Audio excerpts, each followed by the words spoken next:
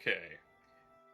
Our story begins in the small village of Hayden, once a great city within the kingdom of Arl, ravaged by war and the chaos that ensued with the bandit uprising 200 years ago. Now sitting within the unowned lands, Hayden is a mere shell of its former life. Plenty of its districts and buildings turned inhospitable and abandoned. Here we find Aramis, a young ranger who helps out with hunting for food and sometimes scavenging for materials alongside his fellow townsfolk.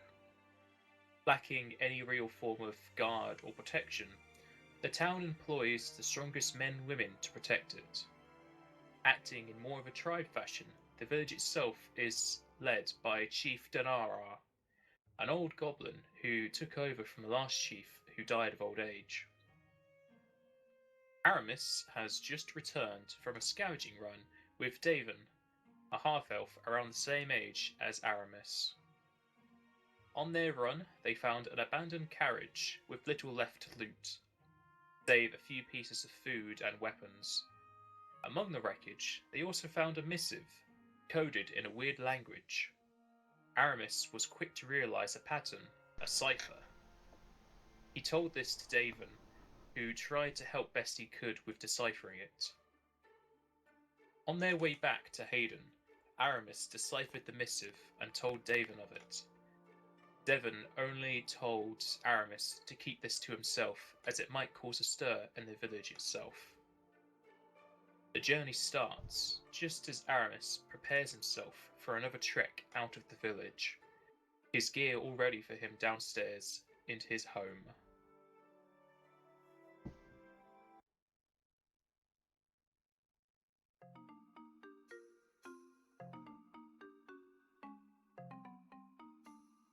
Aramis, you are awoken to some chattering outside your window as the morning routines of the village have started.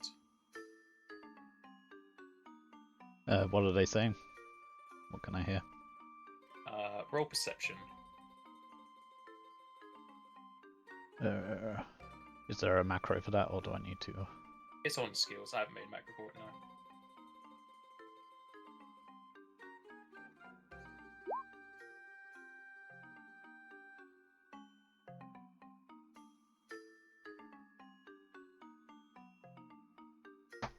I rolled a 10. Okay.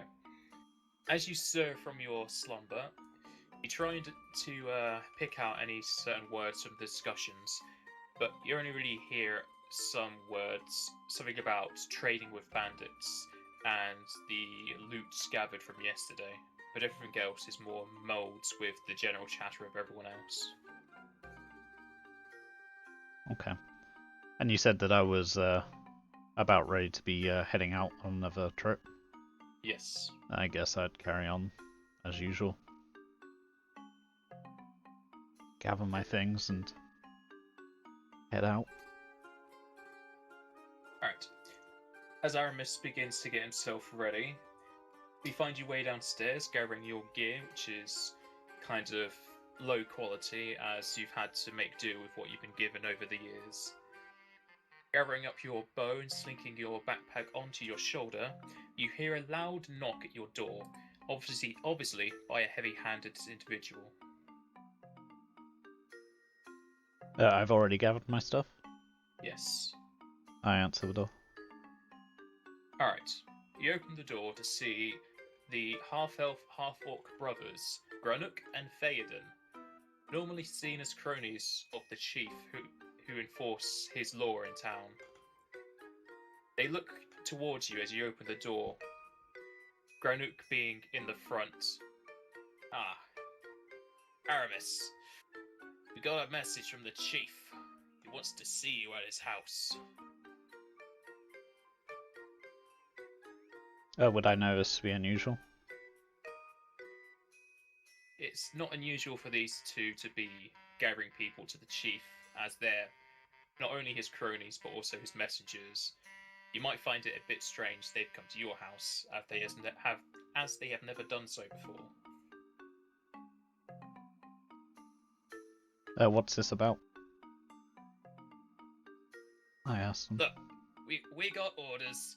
We've just got to bring you to the chief's house. Okay, lead the way. And I follow him. They step back, allowing you to exit from your house as they both take up either side of you, walking with you to the chief's house. You walk through the village, which is hustling with a load of different of the villagers walking about, trading and discussing what they're doing for the day. As you get closer to the chief's house, you start to realize more and more of the survivors have crowded around the house, and as you approach, you notice some angry expressions on their faces, while others have shock. Can I roll to try and listen for whispering? Sure, roll perception.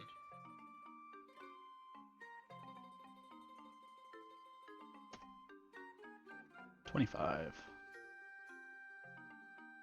Alright. It seems you've finally woken up from your groggy state from your slumber, as your ears pick up and you are able to hear some of the whispers between the townsfolk. The general consensus you're gathering from the villagers seems to be that they're talking about you and your latest trek out to the carriage that you had been to. However, they don't refer to it as a carriage. They seem to be talking about you in a way that is not very friendly. Apparently, they are talking about you being exiled, and that the person who was with you was lucky to get out alive. And that was the half-elf? Yeah, half-elf Daven. So did we come in injured or anything? Both of you did not come in injured, no. This is rather odd from what they're saying. So what do I know of the half-elf? Like, have I been out of him before? You have been out with Daven on a few trips before, mostly hunting. This was the first time you've ever really found a abandoned carriage or any sort of loot that was worth selling. And how long have I been in Hayden for? You've been in Hayden your entire life that you can remember. Okay. Does Daven have any kind of reputation as a liar or anything like that? Not that you know of. Okay. I guess I approach the mayor. Okay.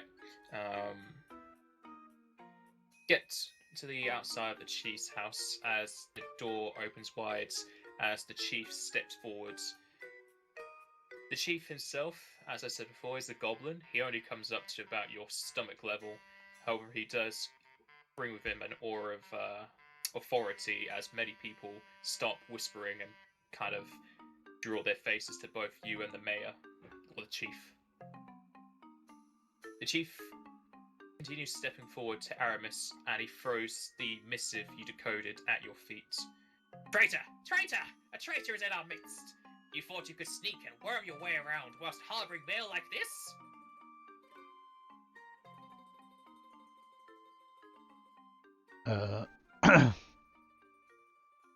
I don't say anything. Just sort of shrug my shoulders. He stomps his feet onto the ground. Banished! Your work stops me from biting your head off here and now. Banished, I say! For what? The coded message doesn't say anything. It's...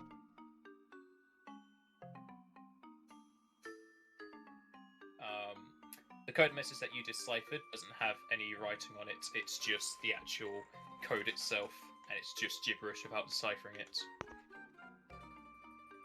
see. Oh, I see you. You are a bandit. I'll bring them mail. Tell them where we are. I offer to decipher it for him. No. We don't need any of your bandits advertisements here.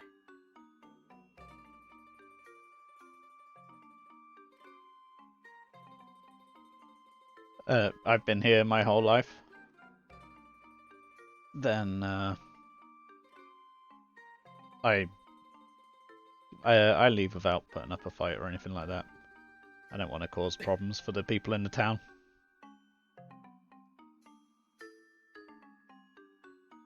Alright, so you're just backing away?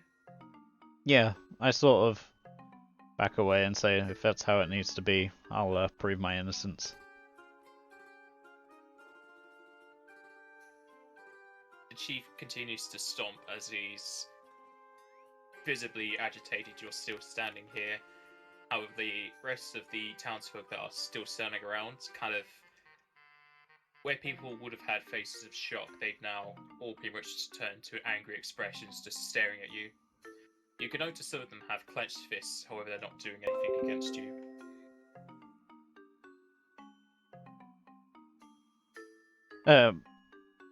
As I'm walking away, I sort of stop and turn back and say, "You've known me my whole life. I've never done anything to cause distrust up until now. But if you're going to kick me out of town, that's fine. I'll leave and I'll find the proof I need to prove that I'm innocent." And then I continue walking. You continue walking after giving them a final statement, and it doesn't seem like many of them believe you. Many of the townsfolk here have been burned before, and it's nothing really new to them that somebody within the village itself would have betrayed them for a quick piece of gold or to get into the bandits' good books. Am I particularly close with anyone in the town? Is there anyone that I've known, like a childhood friend or something like that, that would that I would trust more to believe me? The village itself is mostly close-knit. If you could throw a stone at anybody, you'd know everyone by name. There isn't anyone in particular you'd be too close to, as anyone who you get too close to would most likely be captured or killed by the bandits, and it's really hard People are to... pretty mistrustful because of the situation of the world. Yeah. Okay.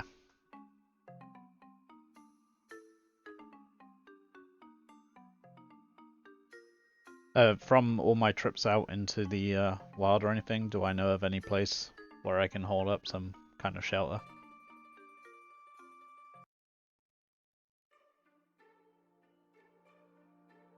From your trips out into the wide open world, you've only really travelled the roads, plains, and forests nearby. You're not too familiar with any kind of structures that would offer shelter. However, there is one place that might offer you something more than the nearby wilderness, and it brings you back to that missive you had deciphered that the chieftain said could have been from the bandits. And from your deciphering of it, you remember it saying, "To the east lies the place I wish to return, full of housing, game, and favourable terrain." I guess Even I if had... you, Go ahead. even if you weren't to find something here that would prove your innocence, the promise of housing is probably what you'd be after. Okay. I head east. Alright, roll survival.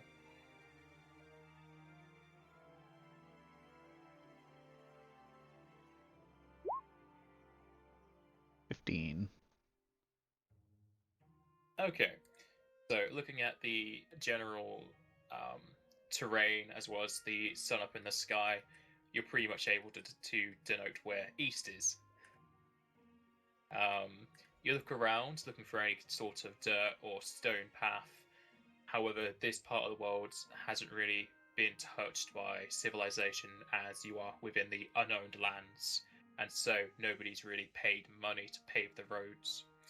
You do find a well-trodden path, either by travellers or merchants, leading off to the east, and you're pretty sure this would be the safest and most comfortable route to take.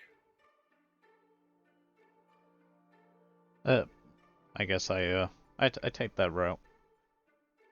May head slightly to the side and bandits travel around a lot, I would know, right? Or is it Yes. Then I'd likely take to the side of the path near Like any kind of tree line or somewhere I can duck into if I need to. Okay. You walk down the path for a few hours as the sun starts to hit the midpoint of the sky. As it does reach noon, roll me perception.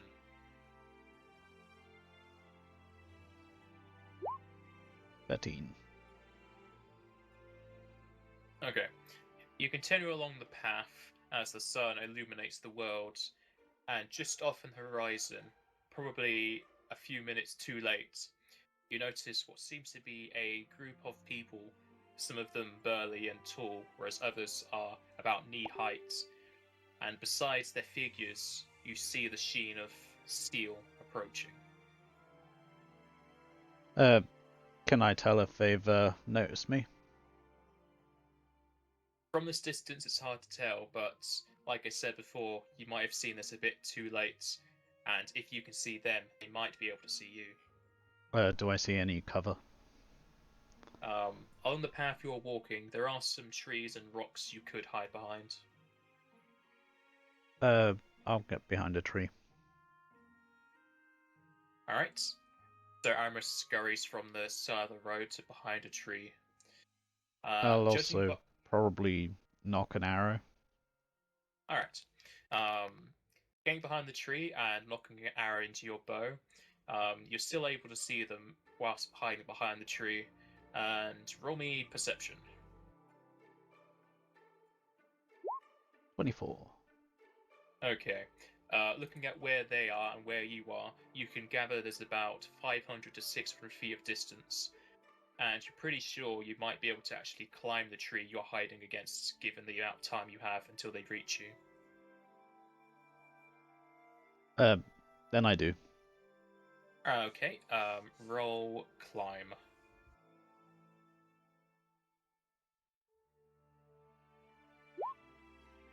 8.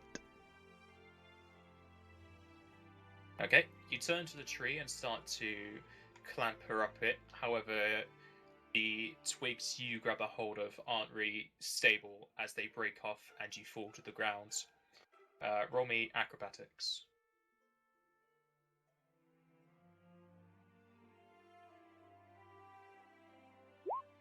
15. Alright.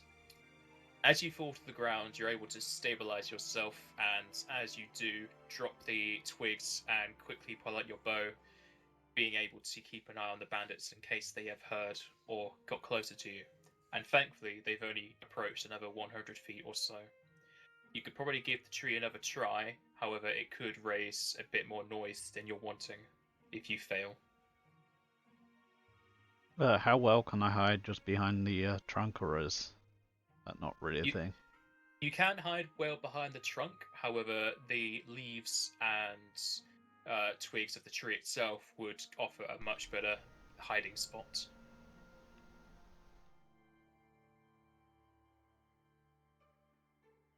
How far away from me are these pile of rocks? The rocks themselves, they're pretty close to you, however, they're not big enough to hide your body. I'll attempt to climb again. Alright, roll climb. 10. You again attempt to clamber up the tree, however, you do continue to snap some twigs. Thankfully, you're able to find a good enough footing in a hole in the trunk itself and pull yourself up into the leaves of the tree itself, getting into the best hiding spot you can. And as you get up here, you start to actually hear the clanking of steel and the kind of gruff voices of bandits as they approach. Roll stealth if you are trying to hide. 20. Finding a soft spot in the top of the tree itself, you find what seems to be a either cut off or fallen off part of one of the offshoots of the trunk. You're able to kind of lay your back against it, kind of securing yourself into this tree with the bow and arrow in hand, as well as hiding yourself in the tree itself. You think you've hidden yourself in a good enough manner that the bandits won't see you. as they continue to approach and get louder. Do I see anyone looking my way? Roll perception. 8. You look through the tree, however, the leaves and twigs kind of blocking your view from your hidden spots. You still see their figures and weapons as they continue to approach. However, none of them seem to be obviously looking at your direction. Okay.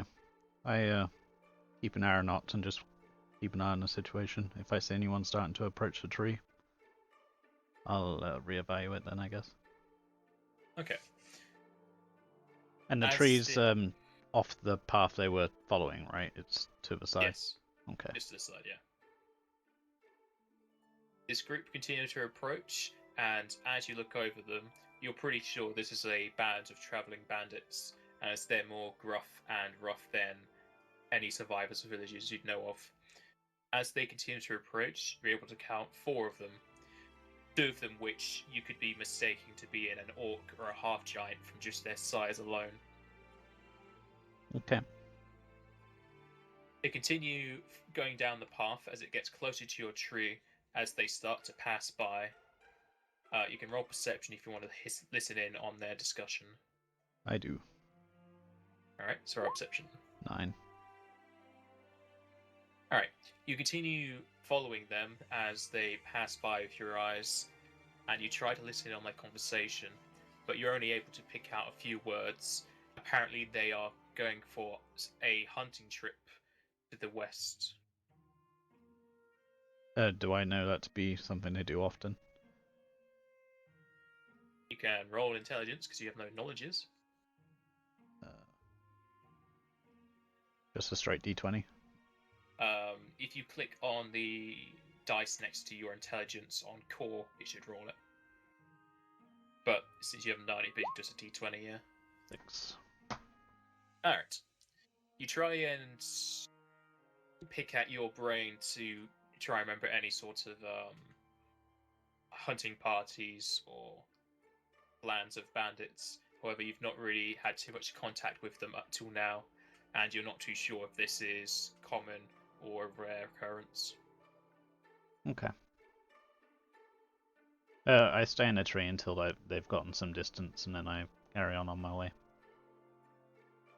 Alright.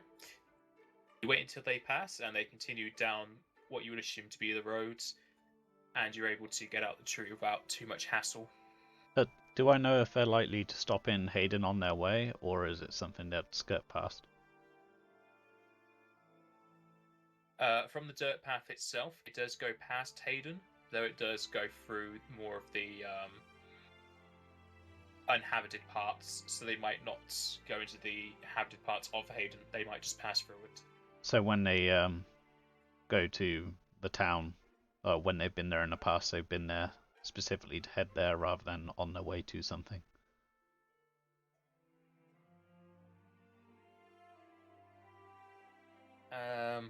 Any bandits you would have known of, they have only ever gone to Hayden to trade, mostly in their own favour.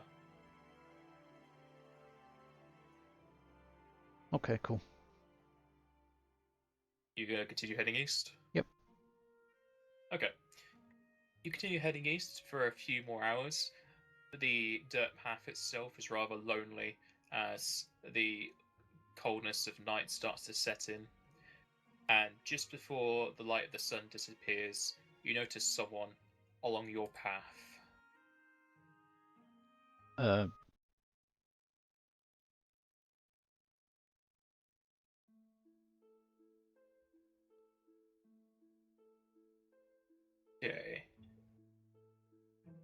You're walking on the dirt path as it starts to turn to a stone path, as if made by man plenty of years ago. Along the sides of the path itself, grass, weeds, and plants start to overgrow onto it, as this is obviously not a well travelled path, nor a well kept one. From what you can tell, it used to be a trading route, as stone around these parts is pretty rare, at least cut into this kind of formation. You eventually come across trees and rocks adorning both sides of the road, till you finally reach a somewhat clear area. Down the road is a fallen tree, creating both a bridge and shelter above and below it, the road passing underneath. And this On a is nearby, getting on to a be near, evening, right? yes, Okay. on a nearby rock, you notice a man in red robes who seems to be sitting atop the rock, seemingly mixing liquids into vials.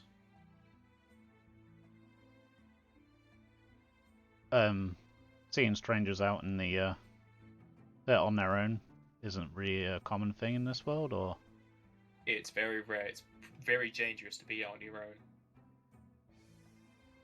own. I approach. Like, do I see him mumbling or anything, like talking? He doesn't seem to be mumbling, no. I approach slowly, cautiously. Alright.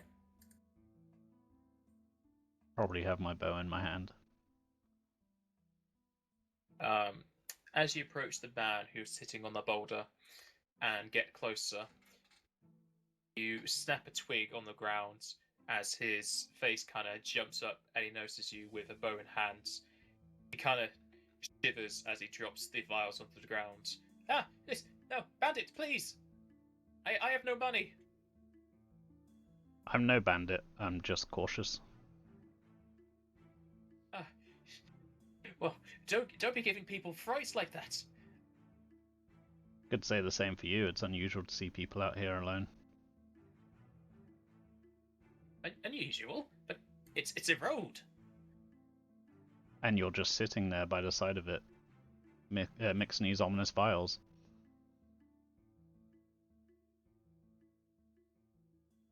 Yeah, It looks like an well, ambush from the right kind of viewpoint. well, that would be a pretty good ambush if it was one, but sadly, I'm just a traveling alchemist. I ain't got anybody near here. You're free to search the area. I have a quick look. Alright, roll perception. You can also roll sense motive if you want to try and find if this man is lying to you. I'll do both. Any particular order? Up to you. You can do sense motive before you start looking. 7. Or sense motive. Alright, the alchemist seems visibly shocked, but you can't tell if he's lying or not. Okay, and it was a 24 on perception. Yep. You take a quick look around the surrounding area, and besides the area itself looking more well groomed than the rest due to its path, there isn't any real sign of tampering with traps or any sort of bandits nearby. It looks to be just you and this alchemist. Okay. Where are you heading? And where are you coming from? Well, I've come from Satkuma, and I'll be heading to the fridge. Hopefully they got some good trade up there. I'm doing some experiments with a brew that'll put a fire in your belly. I see. And what do I know of the fridge? Roll intelligence.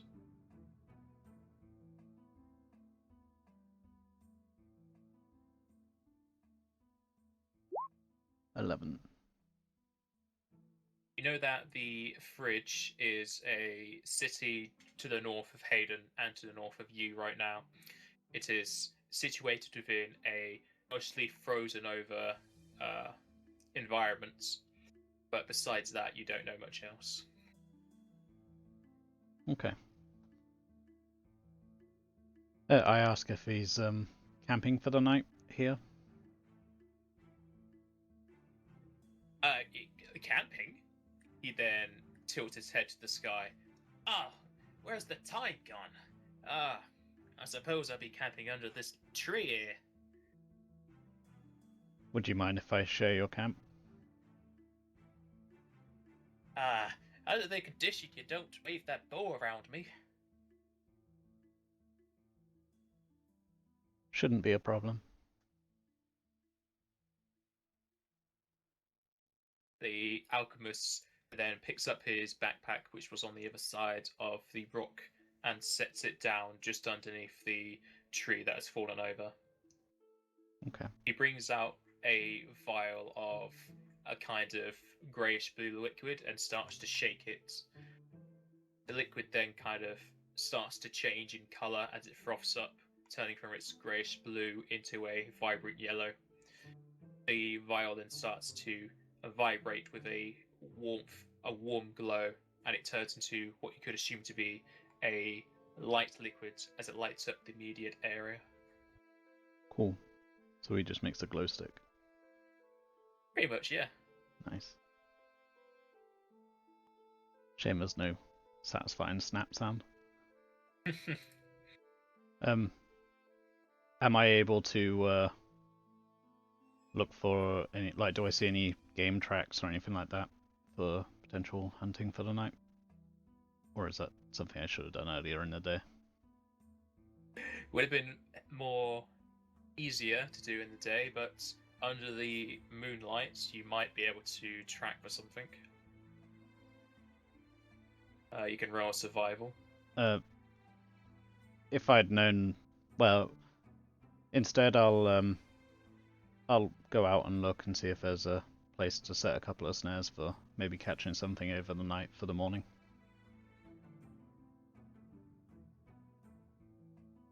Without the craft trap skill, the snares themselves are not going to be that good. Okay, then I won't bother with that then. I guess I'll just tuck into a field ration for the day. Alright. You bring out a ration as you eat next to the alchemist, who continues to mix vials against the glow of his other glowing liquid. As he notices you start to chow down on a ration, you can visibly hear his stomach rumble. I offer him up a ration as well. Ah, you're a kind young man. He takes the ration from you. You can feel his hand kind of shake as he does so. I ask what he's working on. Oh, I am an alchemist, so I'm just working on some new potions. It takes a while to brew these things. Gotta make sure the measurements are correct. And without an abacus, it's a hard task. What do you have in the way of potions that are already made? Well, I don't deal with potions of sorts. It's more oils and salves and such. The best stuff I got in stock would be the alchemist fire. Not many people make that nowadays. Do I know what alchemist fire does? Roll intelligence.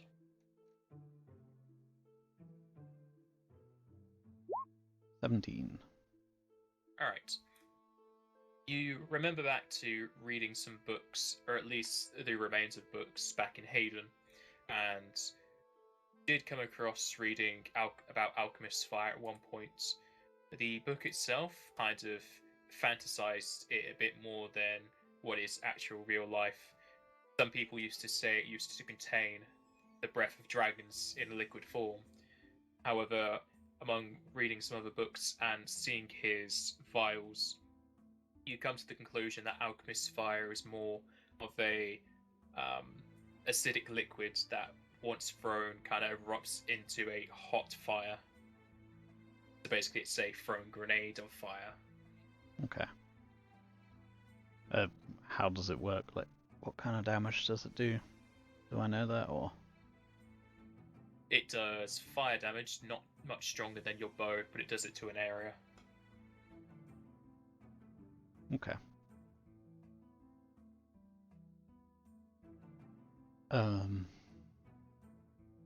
I'll ask him how much it costs. Wait, you want to buy some? Maybe, depending on the price. Well, one bottle of Alchemist Fire, that's 20 gold right there. That may be a little much for what I have right now. I'm between homes. Kinda looks you up and down. Yes, I kinda realized my mistake calling you a bandit early if you don't have the 20 gold for this. If you were a bandit, you'd have just knocked me out and took all my stuff once you noticed them. Yeah, probably. Not safe to be just sitting on random rocks and in the open like that these days. I ain't had much trouble up to this point, and I still haven't. Fair enough.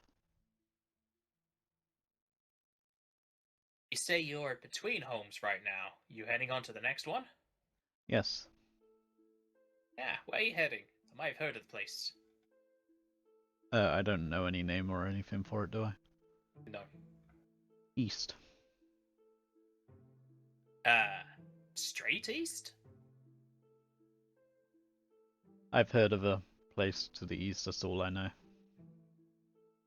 The only place to the east of here is the river. I guess I ask him if he knows of any place and ask for directions. Well, if you are heading east, I suggest you don't head east unless you want to take a swim. To the north and south, you could find Melola and Sotkuma. What do I know about towns taking in just people on the way? Like, is that common or is it pretty unlikely? Roll intelligence.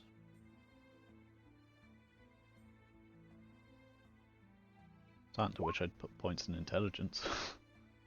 13. Or knowledge. Right. A lot of what you're asking is knowledge local, so if you level up, you can put points into that. Alright.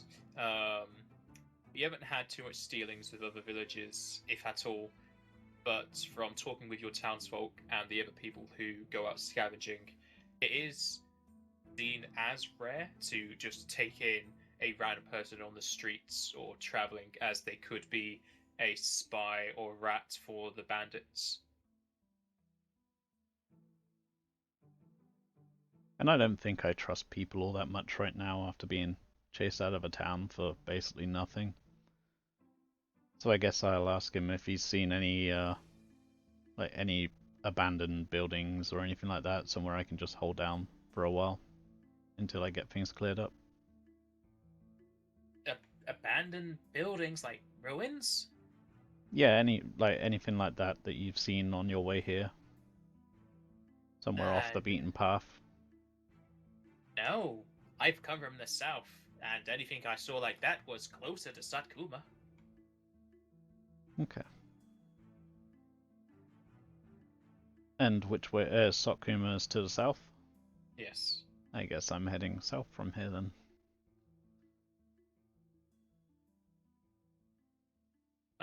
Whenever he's talking about to the south and to Satkuma, it's more of a few days' travel, whereas your missive said pretty much just directly to the east of where you are. But that missive could have been written anywhere. Like it could have just, like, it's a piece of paper. A paper can travel. It doesn't have a starting point. However, you did find it much north than Satkuma was. Yeah. So if it was to be a traveling missive or just something someone was carrying, it would have been pointing more north than where Satkuma is. Okay.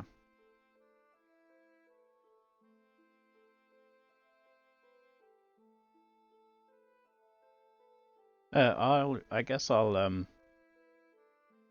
translate the missive, show it to him, and tell him where I saw it, and see if he has any idea of where it could be leading to.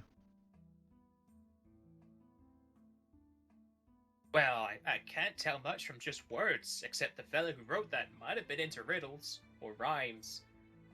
Well, I'll tell him where I found it as well, to see if he has any rough idea of what town it could be, based on where it was found and the general direction.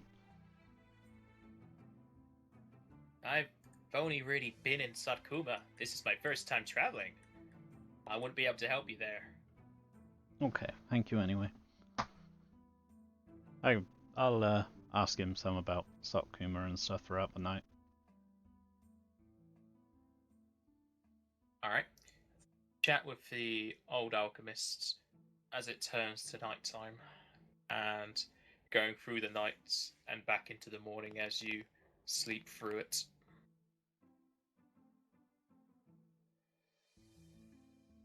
Thankfully, nothing. Sorry. Thankfully, nothing troubled you through the night. This stone path seems a lot, even more less travelled than you would have thought previously. You two are probably the only ones who've seen it in the past few months. Okay. Did I learn anything of Satkuma of interest from his talk? Yep. Satkuma is pretty much still a city. You coming across it, you wouldn't dare call it a village just by the sheer size of it. However, the city itself is battered and bruised from both the wars and bandits itself. It's pretty much on the borderline of what used to be the Assar kingdom, as well as that of Al. It's pretty much a militarized location, as there's plenty of training facilities and weapons and armor left over from the wars. However, it's mostly in protection of bandits, but more or less they extort them and say they won't attack them. Okay.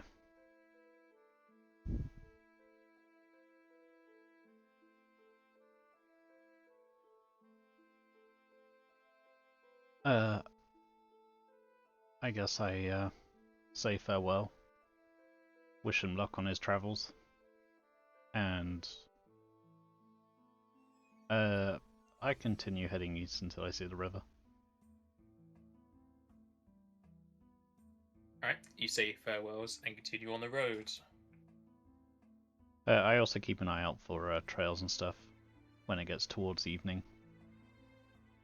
See if I can find some food they've tucked into a ration.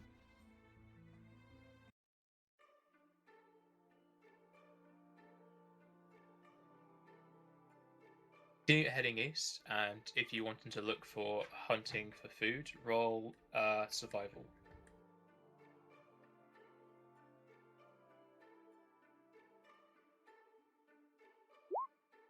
$22. Alright. So, hunting for foods, what exactly are you trying to look for? Any type? I guess deer or a boar, maybe. Just okay. I'm keeping an eye out for anything, like any game that I would have been hunting for, like if I was out looking in Hayden. Yeah. But I'm not really looking for anything in particular, just looking.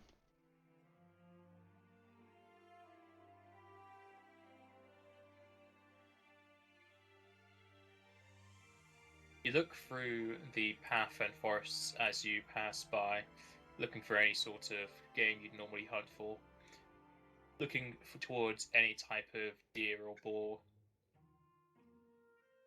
You continue looking for quite a while as you travel by, as you come across a strange noise in the forest nearby. I'll stop and see if I and look direction of the sound. You stop and listen closely to the sounds you're hearing, as you make them out to be the sounds of a boar.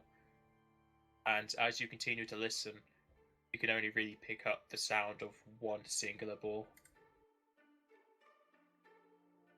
Can I see it? You get closer, yes. If you don't want this thing to hear you, you have to roll stealth. Okay. I guess I'll try and approach stealthily, looking for the noise I hear. If I can notice which direction the wind's blowing, I'll try and move in a way that it won't be able to pick up my scent. With a 16.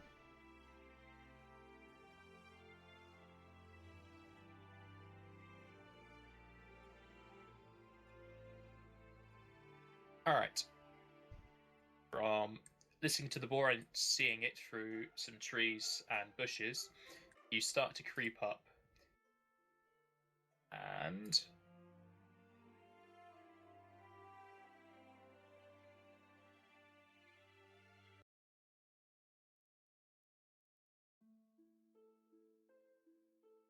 you stop just before it hits behind a tree. Right now, it's about 50-foot distance away from you.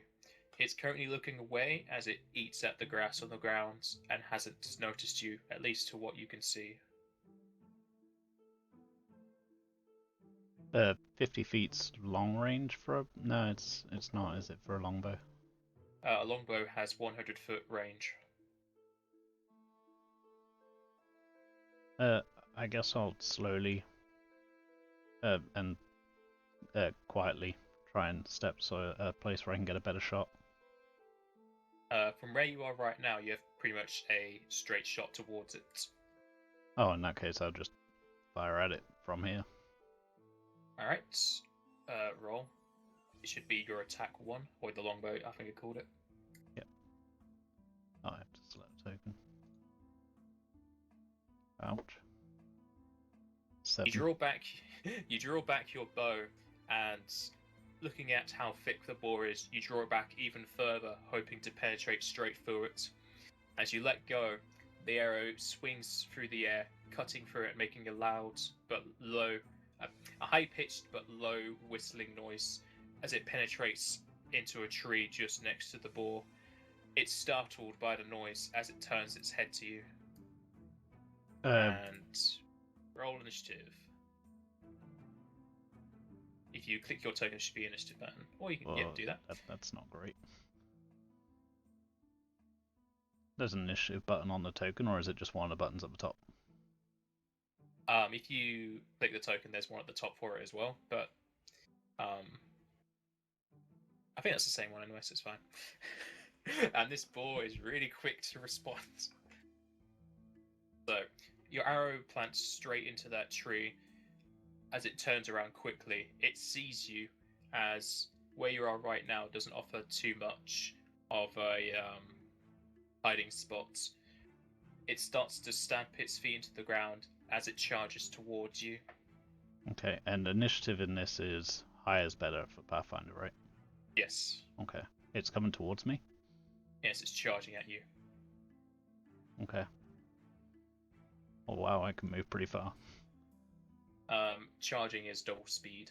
However, it does make their AC lower. Okay. It charges forwards and gets ready to bite at you.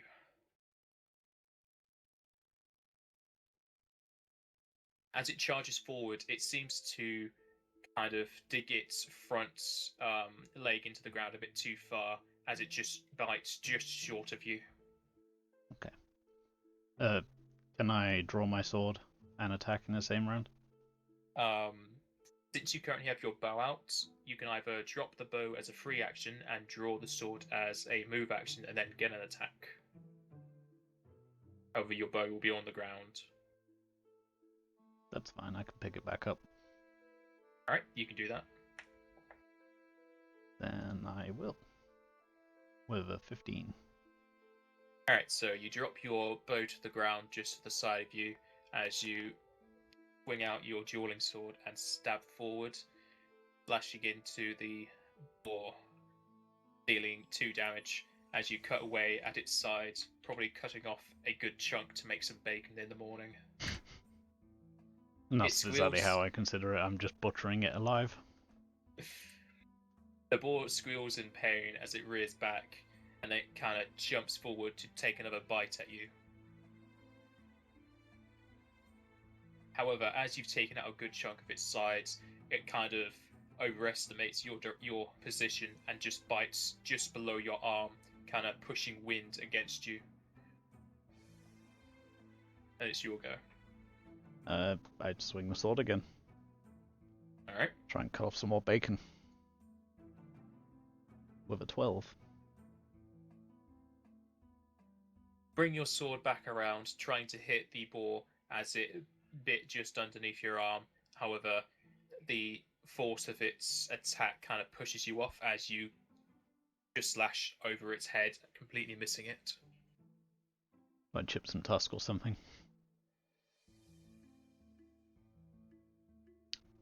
No, I'm getting my animals mixed up. That's a warthog. Never mind. The boar is agitated at your continued resistance as it rears up for another bite at you. And thankfully, you've dealt with boars and deers the like, and you're able to just kind of put your foot underneath its jaw, kind of kicking away its mouth before it's able to bite you. Okay, I guess I continue flailing. Yep. 14. After kicking off the boar, you're able to bring back your dueling sword down as you chop off the front part of its snout. Blood kind of gushes out from its face as it starts to squeal in a weird, congealed manner as it flops down onto its side onto the ground. It's not dead, however, it's in a lot of pain and is kind of bleeding out right now. I put it out of its misery. Alright. You slide your dueling sword into the neck of the boar, ending its life quicker than it would have ended otherwise. Cool. And I'm assuming this is around evening by this point. This is around noon to afternoon time. Okay. I take a look around, see if there's a good spot to, like somewhere slightly concealed where I can prepare this boar. Cut off some meat for the evening. Roll perception. 25. As you look around, you notice what seems to be a clearing just to the south that has probably been used for a campfire before, as there is a darkened circle on the ground with what seems to be rocks and firewood. Can I see from where I am, like if it looks like it's been used recently or if it's been a while? Looking at it, you could assume it hasn't been used in at least 2 weeks. Then I'll stop there, drag this boar along, carry it if I can. Right. And do I know of any, like, does the boar look like it's in any kind of condition to be used for anything other than just meat, or has it been hacked away too much? Roll survival. 12. I guess I wouldn't really want to be carrying it around before I know where I'm stopping anyway. Alright, from looking at what you've done to this boar, besides the meat you're going to be able to cook up, there's not much else on it you'd be able to use. However, judging by the size of the boar and how lean it is, you could probably cut and cook up at least 2 to 3 days worth of meat for yourself. Okay. Then I'll cook up the meat. Alright, roll survival. 17. Alright, you gather up enough firewood, start up a quick fire, and cook up what you've just killed. And cooking up the boar, just like you've done previously, you're able to cook it to almost perfection, and it's a lot better than that ration you ate the other day. Okay.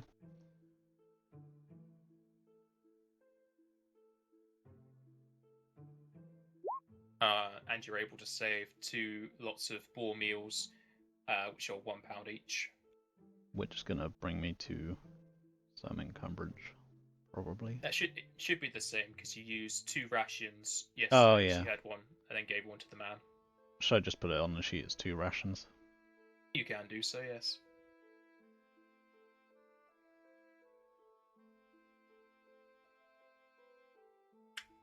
After doing that, how much And time does that take? You gain 100 XP for killing and cooking the boar. Ooh.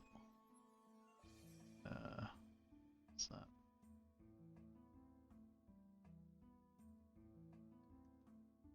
Oh, that's 1,000. Not quite that good a boar.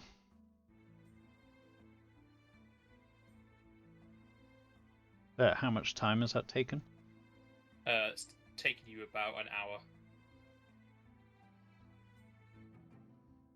Then I will carry it on my way. Alright, do you want to try and get that arrow you shot back? Yes. Okay, thankfully I rolled low enough. You're able to pull the arrow out of the tree, however, the arrowhead itself is severely dented. You can guess you've got another shot out of this before you've wasted it. Okay, cool. Is there any way to kind of repair the arrow at all, or? You could probably repair the arrow, however, you can't do it right here. That's fine. What kind of tool would I need for it? It's more you need a solid place to work on, and So, there isn't like any some really... kind of rock? Some type of rock or anvil, yes. Okay. You may need to remind me to trap my arrows. I mean, I'm alright for this one since we recovered it, but yeah.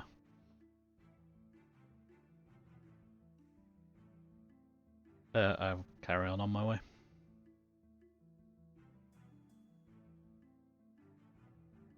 Okay, just give me 1 second.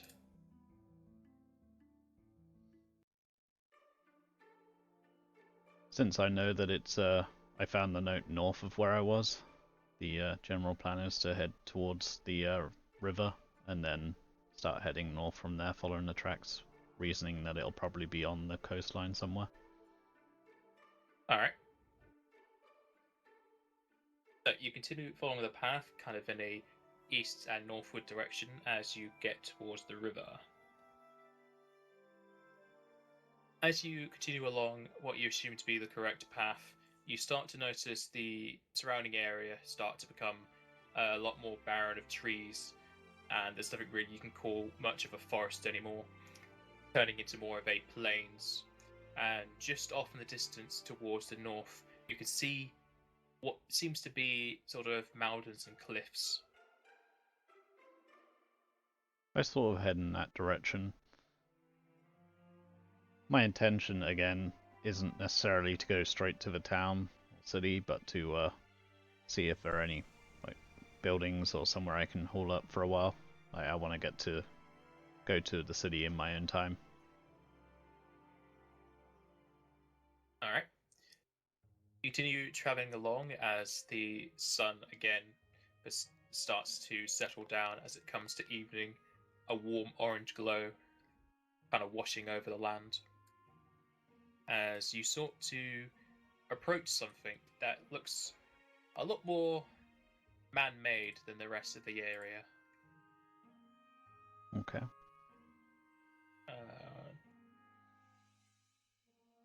Me 1 second.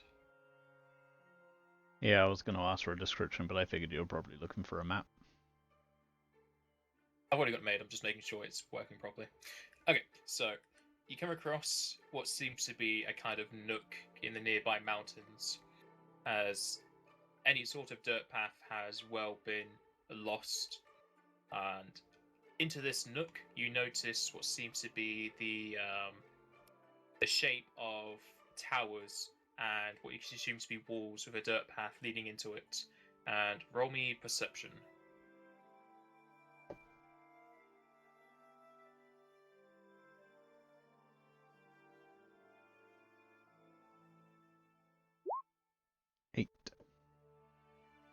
From this distance, you're not too sure if it's inhabited or not.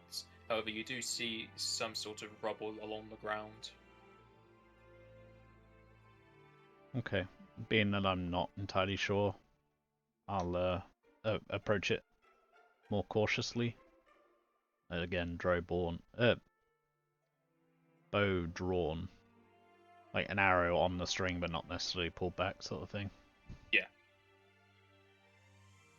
Alright, do you want to do this in a stealthy manner? Yeah, since I don't know. Yeah, then roll stealth. 13. Okay. You cautiously approach this nook in the mountain, and as you get closer and closer, you can make out more details of the surrounding area. The towers you noticed before no longer look as grand as they did in your mind. The walls have been battered down with, you can only assume to be siege equipment. Plenty of windows where there shouldn't be, mostly holes, and adorning each side of the towers is pretty much broken walls. You could hardly call it a wall anymore, as it's not keeping out anything. And as you get inside, you notice a few more details. I start to feel a little more comfortable and take back what I said when I see the corpses. You make your way from between the two towers, with the mountainside clearly on your opposite, and just into the middle of this kind of nook into the mountains itself. You see a rather large statue sitting in what you could assume to be a fountain. And from this distance, you can make out what seem to be just kind of bodies lying slumped over onto the stone fountain itself. Some of them kind of half in the fountain, others kind of leaning into it.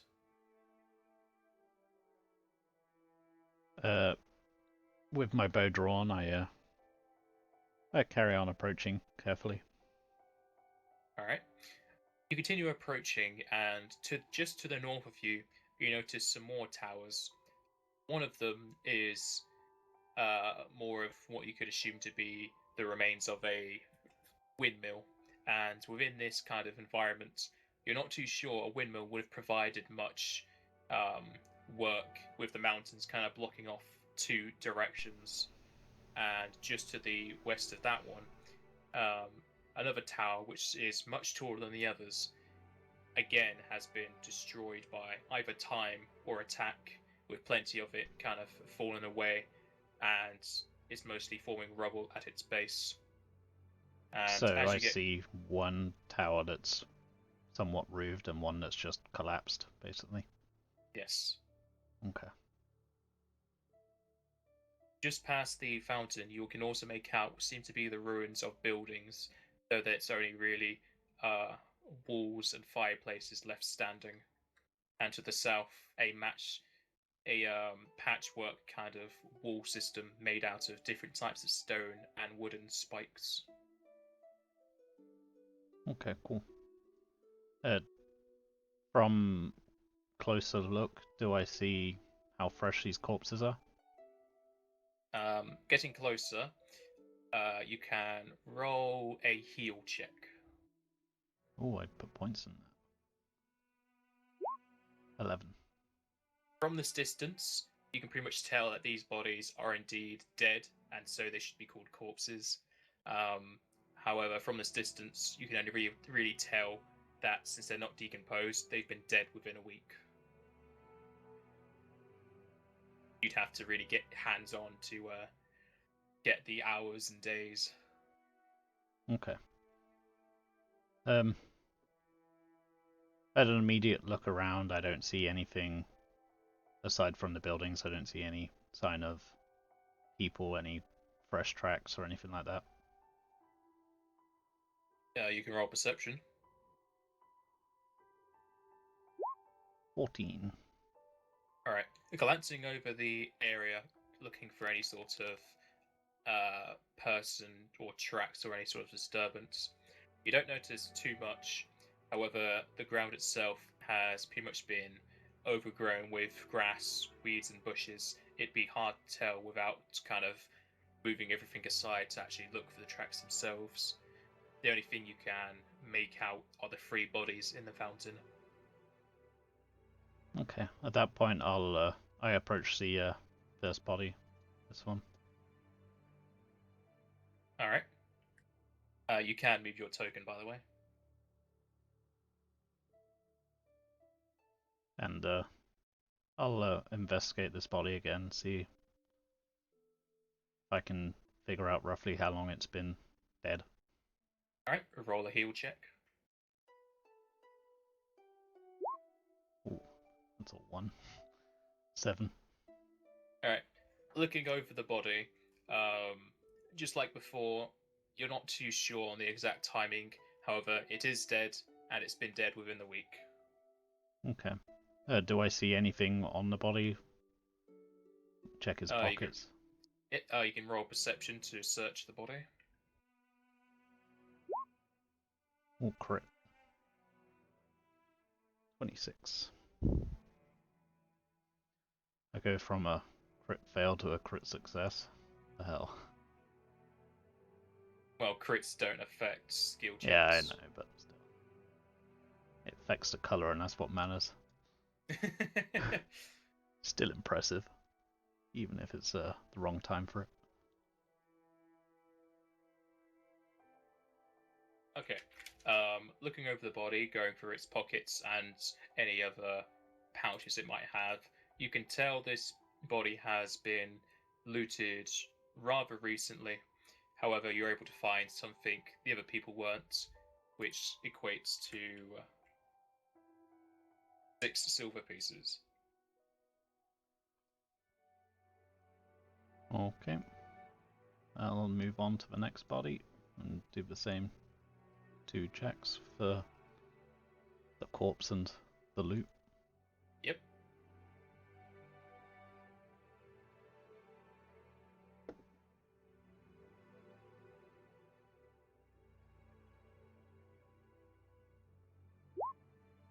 $19 for the heal check. 22 for perception. Alright. Looking over this body, thankfully this one hasn't been disturbed by birds of prey, and it's pretty much in the condition it was when it died. Looking over it, you can tell its wounds were done by daggers, as there's repeated wounds into its kidneys and livers. And looking over the body, it's been dead for about 1 week and 4 days. And searching through its pockets, apparently this man had kept his money a lot safer, as you're able to find 87 silver pieces.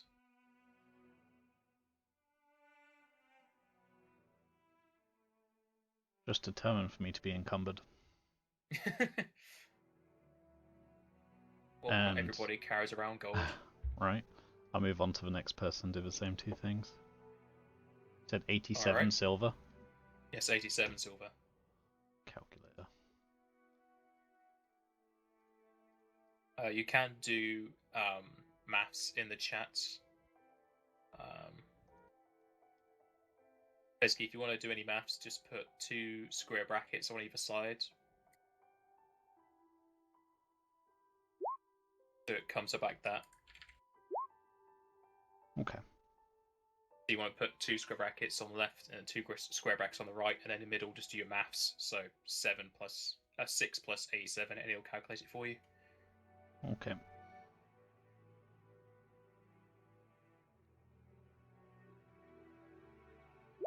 So 10 for the heal, and a 10 for the perception.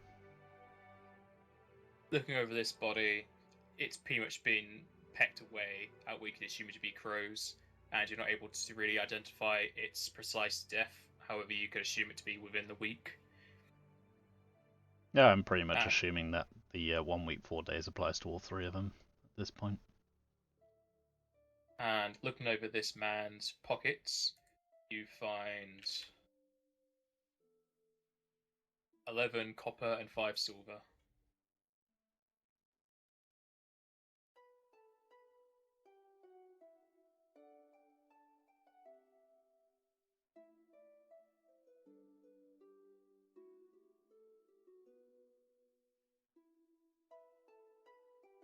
Okay. What can I tell from the statue and such? Is that water around it? Looking into the liquid of the fountain, it's pretty hard to call it water anymore, as these corpses have pretty much bloodied it to no end. Yeah, I kind of figured as much. The water itself is very shallow. You can only really tell it to be 1 or 2 centimeters deep. Okay.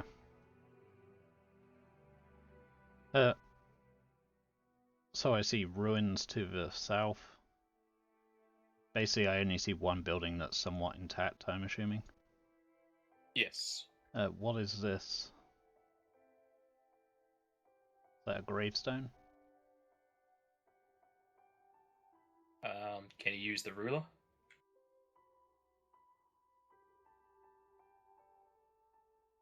Yeah, it's quite far. I head that towards it. that over there, yeah, it's pretty far. You'd have to get closer. Fine. Move to about here so I can see both. All right. As you move closer to the stonework over there, you notice these are to be the corners and walls of what used to be a house, and just at what you pointed out to be a gravestone is actually the remains of a fireplace. Ah. It's near enough the same thing, right? Depends how you deal with your dead. I'll approach this building. Do I see an obvious doorway? Yes, there is a large wooden door that's pretty much been battered and destroyed down that leads into it. And do I see any windows or anything? There are windows adorning each side of it, yes. But the windows are mostly just holes cut into the stonework. Okay. And the door's already broken in, so I can already see what's inside. Yes. Inside, you can see a column that kind of leads straight up through the middle, as well as plenty of cogs and wheels, and what you could assume to be just bags of rotten And this was what vegetable used to be goods. the windmill, right? Yes. However, it is it is missing its windmill, and from the general environment, you're pretty sure this wasn't a very good place for it to be. Okay. I guess I'll pinch my nose and deal with the smell of the rotten vegetables and look around. See what I can see.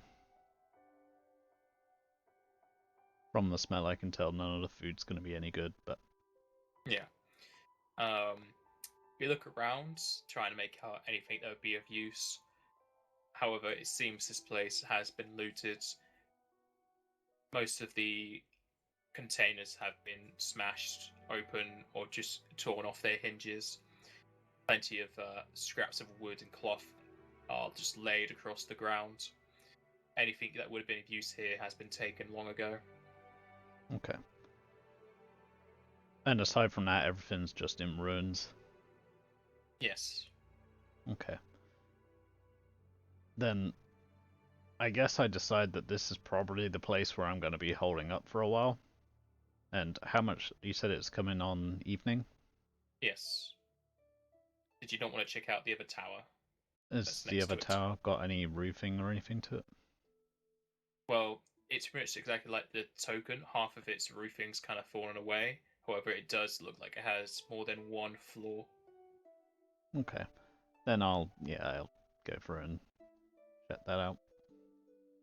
Alright, you go into the other tower, trying to clamber over what would seem to be stone and wooden rubble across the floor. And there is a staircase that spirals up around its side up to the next floor. This kind of ground floor has the remnants of kind of woodworks with plenty of sticks and broken in half what you could assume to be bows and brooms just laying across the ground. I'll search it for anything that might be of use. Roll perception. Ooh, another crit fail, 7. All right.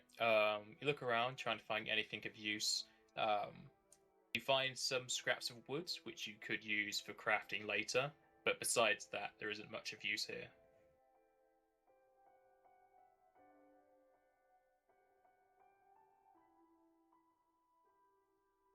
Okay. At this point, it's probably getting pretty late. So I would probably, I'd probably choose the ground floor on this building, being that it's got some ceiling. Find an area that's completely covered, so I'm not going to get hit by any weather.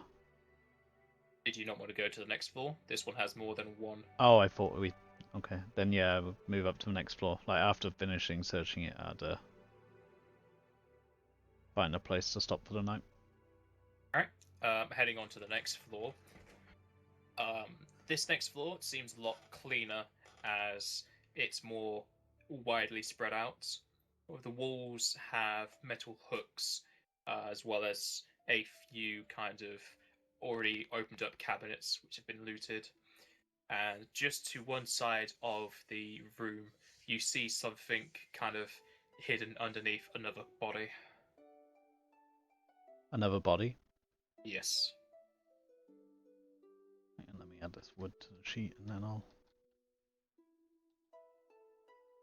what weight am I putting for this? This would just be at the base. There's no point carrying this around.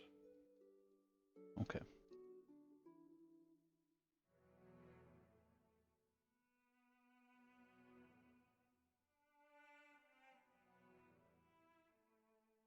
I'm going to make the same checks on the body, the heel, and the checking it for loot. 23 for the heel.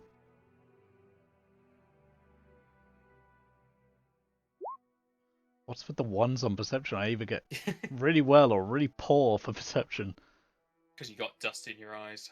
Evidently. Alright, looking over this body, you can tell this has been dead a bit longer. It was killed about 2 weeks and 1 day ago. And after looking through it, apparently you got something from the body in your eyes as they start to water as you try to look over it for any sort of valuables. And you do find some things that would have been useful. Okay.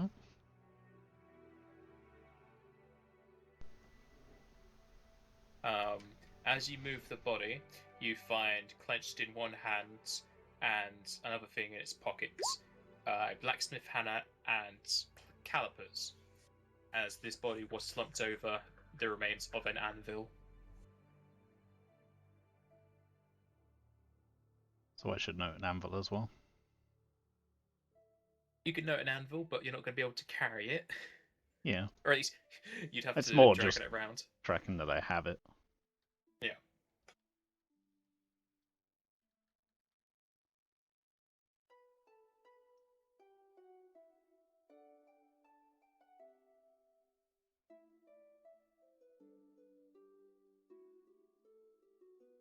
Now put it on the map. Nice.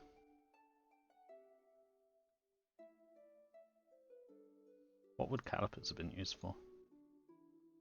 Calipers are basically They're like they're blacksmithing like tongs, right? Yeah.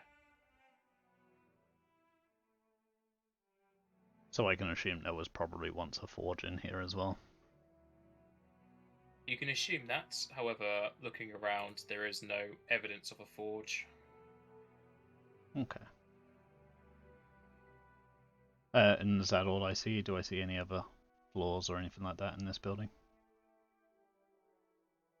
Nothing that really jumps out at you, no. And nothing that particularly stands out in the rest of the room? Nope. Okay.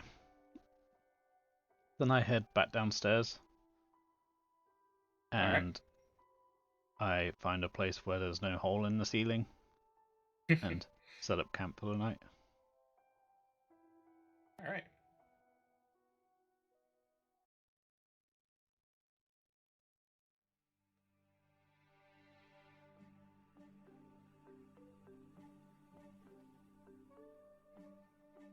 I've been looking at this picture the whole time and seeing it as no roof, and the bits where the holes are as the actual bits of roof that were left over, and I've just noticed.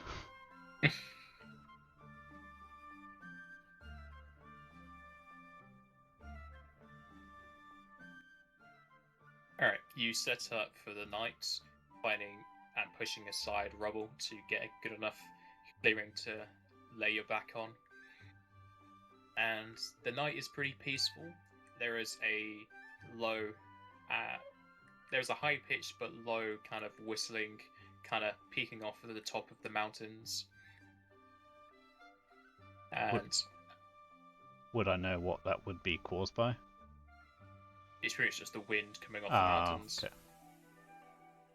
And then just the wind is just traveling through. It makes a different sound because of the environment. Yeah, it makes sense. You sleep through the night as something kind of disrupts your sleep as you hear the crackle of branches and talking from the outside. The crackle of what, sorry? Branches. Okay.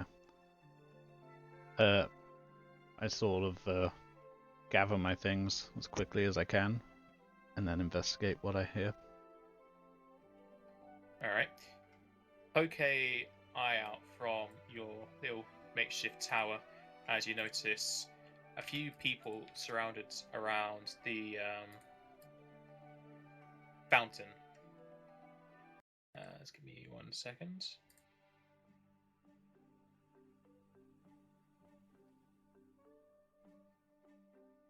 Is it still evening? It is nighttime.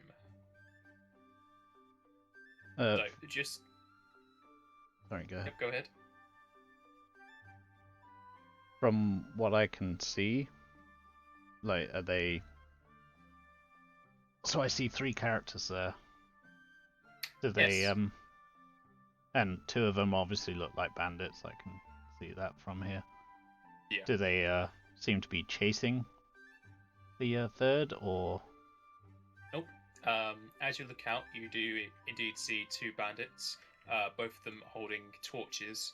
However, the one closest to you seems to also have a sort of chain link leash leading up to the 3rd man, and you can barely make it out as he does own his own torch, but he seems to be washing something in the fountain.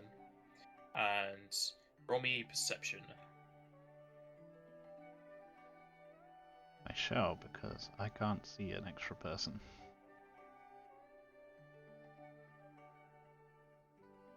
So there are 4 people there? There are 3 people. Okay.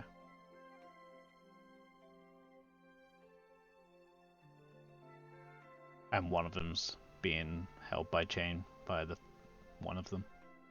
Yes. 24. Alright.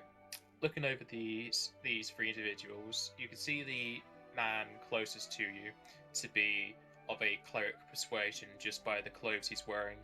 And looking at him, you're pretty sure he's not a bandit, as he is... he has 2 chains on his hands, as well as one around his neck, with the chain link leash kind of splitting off into 3 directions to those. And from just looking at his back, you can see the cleric is washing a small just object, whereas the 2 other bandits are just kind of standing there waiting for him to be done.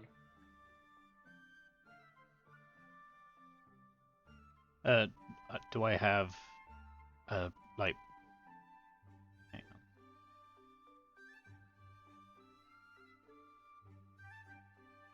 And the front one's the one with the, holding the chains? The one closest to the cleric is the one holding the chains. From the bandits I've encountered in the past, I've seen they do often take slaves. Yes. They take slaves, they also sell them. Okay. I'm gonna go ahead and fire at this first bandit with the, holding the chains. Okay, just to let you know, if you go up into the first floor of the tower, you'll be higher up and get a bonus to your shot. In which case I would have done that first. Alright, so Aramis climbs up to the first floor and raise an arrow for the closest bandit holding the chains. You can roll it. 13. Yep, 13, and thankfully, since you climbed up the tower, you're able to shoot into a chink in this man's armor. So the 13 is essentially a +1. Huh? So is the 13, the extra height basically a +1? +2. Oh, cool. So you shoot this arrow straight into the chink of his neck, where his helmet is not particularly protecting well, as the arrow delves deep into this man's flesh, dealing 7 damage to him. You can see the splurts of blood kind of jump out in the light of his torch as he shouts in pain. Did you want to... Oh no, you can't, because there's a... From my knowledge of healing, I'm assuming that I've hit an artery or something. That's probably a fatal wound unless it's treated. Yes, he is still up. The man shouts out in pain as he looks towards the tower. And roll initiative. Ooh.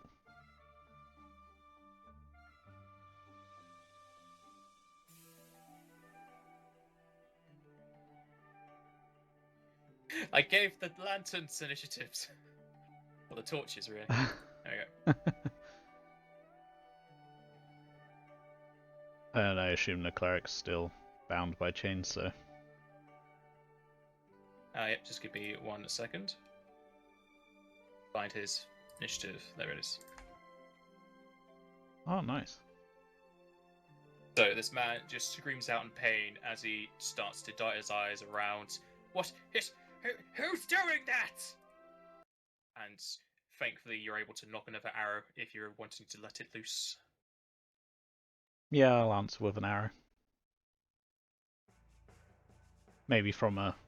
see if I can find an angle at a different part of the tower, so it doesn't, makes it look like I'm in several places, makes it look like there's multiple people. Roll a bluff. What is that? Oh, it is actually a bluff. Yep, there's a bluff skill. Oh, 16. Alright.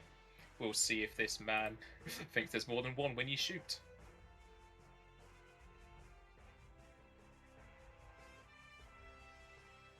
If he survives. So 15. +2, so I guess 17. Alright. You're attacking the same one, aren't you? Yep. Alright. The bandit turns to the tower, trying to look for the archer who shot down at him, as another arrow comes whistling through the winds, and thankfully, since he still doesn't know where you are, you're able to get another into the opposite side of his neck as he screams out in pain. As he tries to shout out a command to his fellow, the blood just kind of fills his mouth as he growls and falls to the ground. Do I still have time to shout out? Yes, you can. I'll shout out to the obvious cleric to free herself and head towards us. We'll cover her retreat. Or his Roll retreat. Diplomacy. Oh, 1. That's disguise. Oh, That's sorry. Diplomacy. Thank God for that. 7, so not much better, That's but not still better. better. You try and tell the cleric to get closer to you. However, he just looks at the other bandit who's still giving him an evil stare as the bandit tries to oppose that. Let's see if he gets any better. Oh my pretty God. sure. Tell me, did he really just roll worse than a 7? Yeah, I rolled 6. Wow. So the bandit gives the cleric a glare as if to say, if you do anything, I'll kill you. However, the bandit kind of seeing... So obviously, that's the more abusive of the 2 bandits, and he's like, nah, fuck that. Yeah. The cleric sees the bandit you killed, and then just realizes that he's probably safer with you. Yeah. As it turns to the cleric's go, and he takes your word of charging towards you. Oh. He gets just to the entrance of the tower, but he's not able to make it in just yet. Goes to the bandit who is still alive as he looks over to his friend. Ah, useless. I'll get him myself. As he clenches his torch and tries to run after the cleric.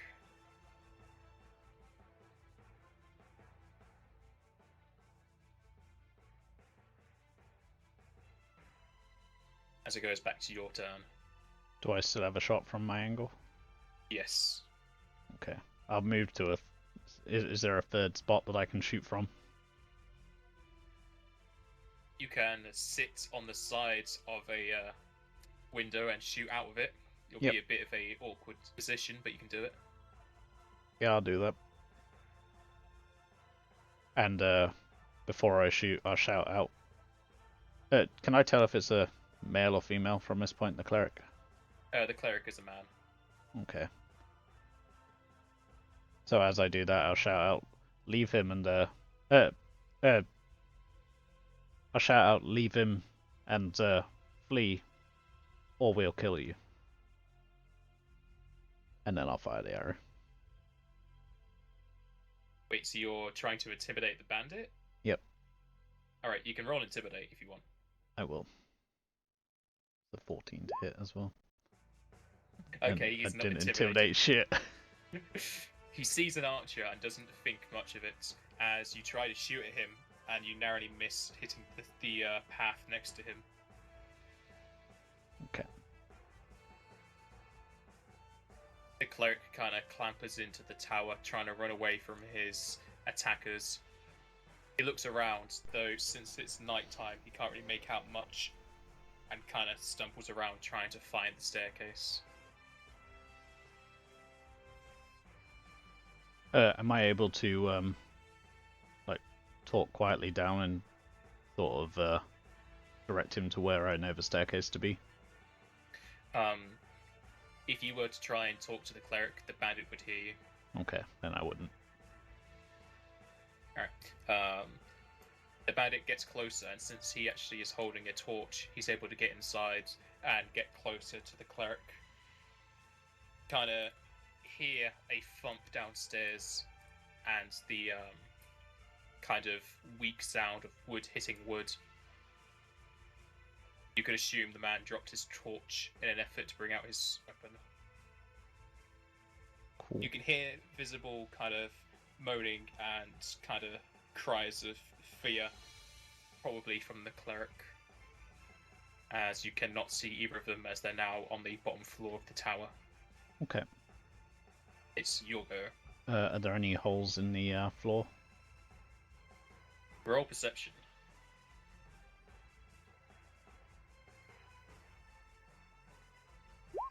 $14. Alright. Looking around, you can't really see much in this light. You don't notice any sort of hole. I don't see any glow from the torch below. You can see the glow of the torch, however not for anything you'd be able to shoot through. Okay. In which case, I'll drop my bow, draw my sword, and head down the stairs. I assume I can get to him in this turn. You can get to the bottom of the stairs, but you won't be next to the bandit. Okay. Where's the bottom of the stairs? I'll just move my token there. The bottom stairs will be here.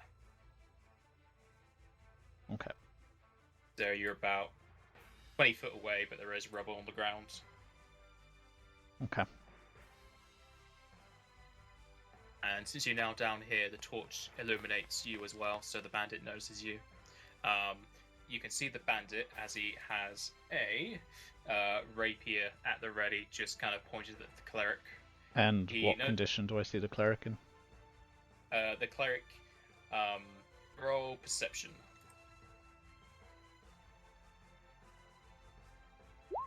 22. Lit up from the light of the torch, you can see the cleric is battered and bruised. However, you're pretty sure he hasn't been attacked in this battle. Okay. Did you want to give the cleric any commands? Yeah, I shall get behind me. Alright.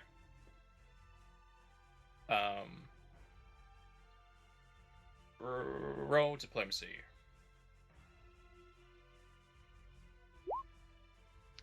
Yep, that'll do. I don't need to fake a disguise first by accident. I rolled one below you yet again. Nice. That's exactly what I wanted. So, you try and get the cleric to come over towards you as the bandit has his rapier readied at him. However, again, the cleric feels like you're the safest bet right now as he withdraws away from the bandit. As he's able to make it to your side as you are kind of blocking the entrance up onto the staircase. Okay. It goes to the bandit as he's visibly angry at his repeated failures at keeping the cleric slave in check. Since it's uneven terrain, he's unable to charge at you. He kind of clampers over broken chairs and pieces of wood as he gets up close to you and goes in for a strike with his rapier. And he's able to see through the light, and fueled by the rage of his fallen brother, he stabs his rapier into your shoulder, dealing 7 damage. Ouch. And I can change that on the token itself, right?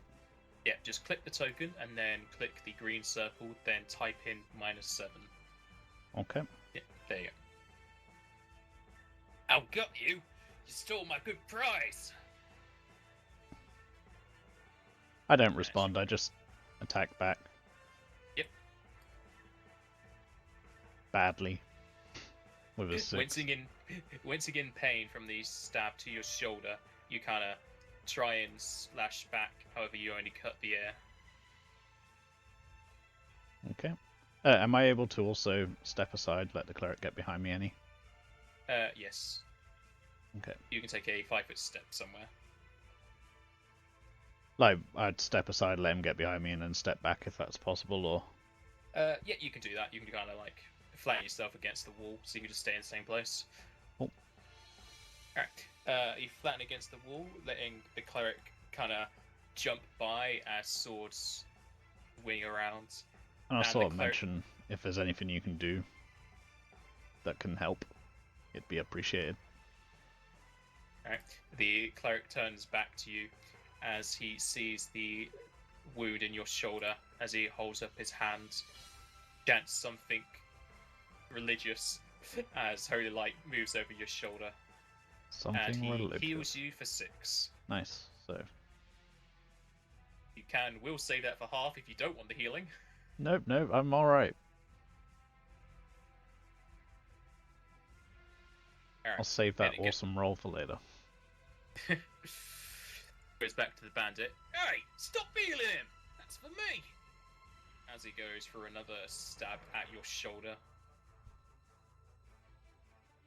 And apparently he's really angry that you probably killed his brother and stolen his cleric, and now forcing the cleric to heal you to kill him, as he's able to strike you in the same place that I just healed over, dealing 4 damage to your shoulder again.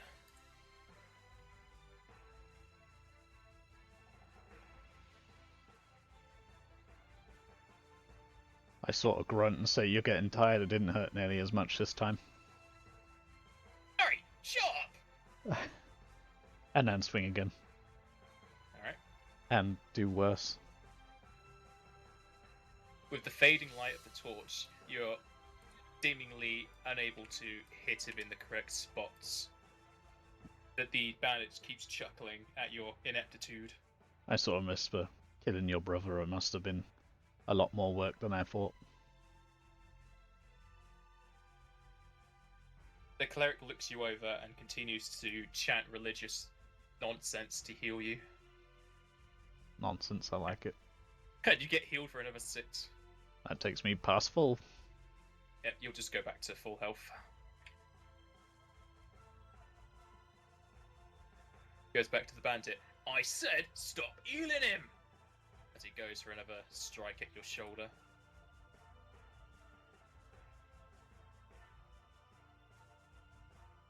And even though his repeated attempts to stop the cleric healing you, he's just infuriated that he won't listen as he stabs the same shoulder for another 7 damage.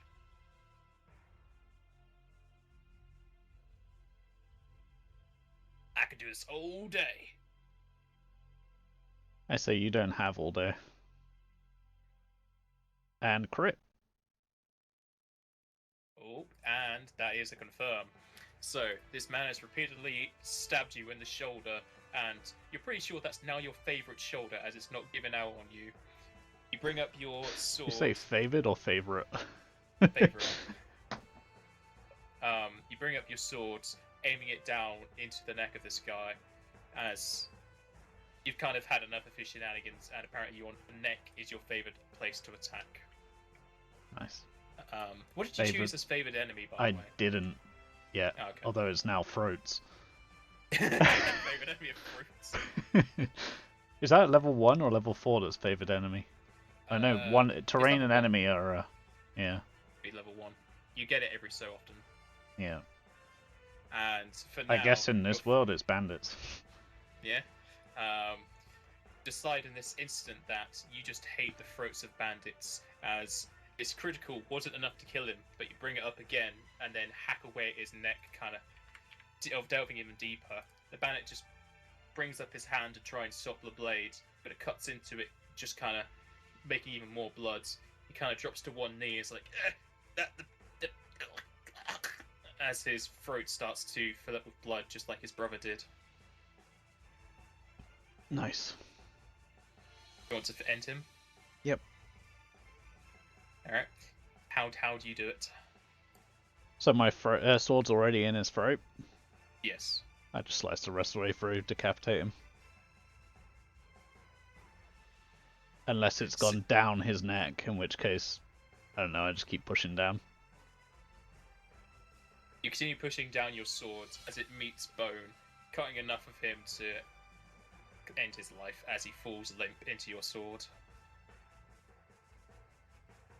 Nice.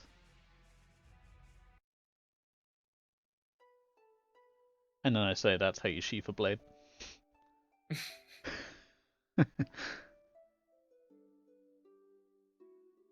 And just as the light of the bandit ends, so does the torch that hit the ground. That's unfortunate. Free fire. Or fortunate that it didn't set a fire, I guess. Yep, you are very fortunate that this surrounding tower did not go on fire. Good, it's already fucked up enough. Oh, and I would. Oh, you got 300 XP. Nice. As the bandit falls from your blade, the cleric is visibly kind of shaken and shocked as he continues to look at your wounded shoulder as he moves up to heal you again. And you heal for 4. Is he getting tired as well?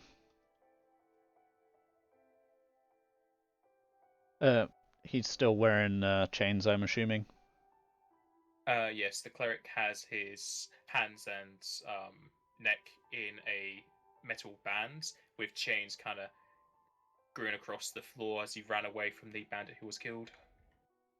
I motion him towards the anvil and say, I'll take care of those chains for you now.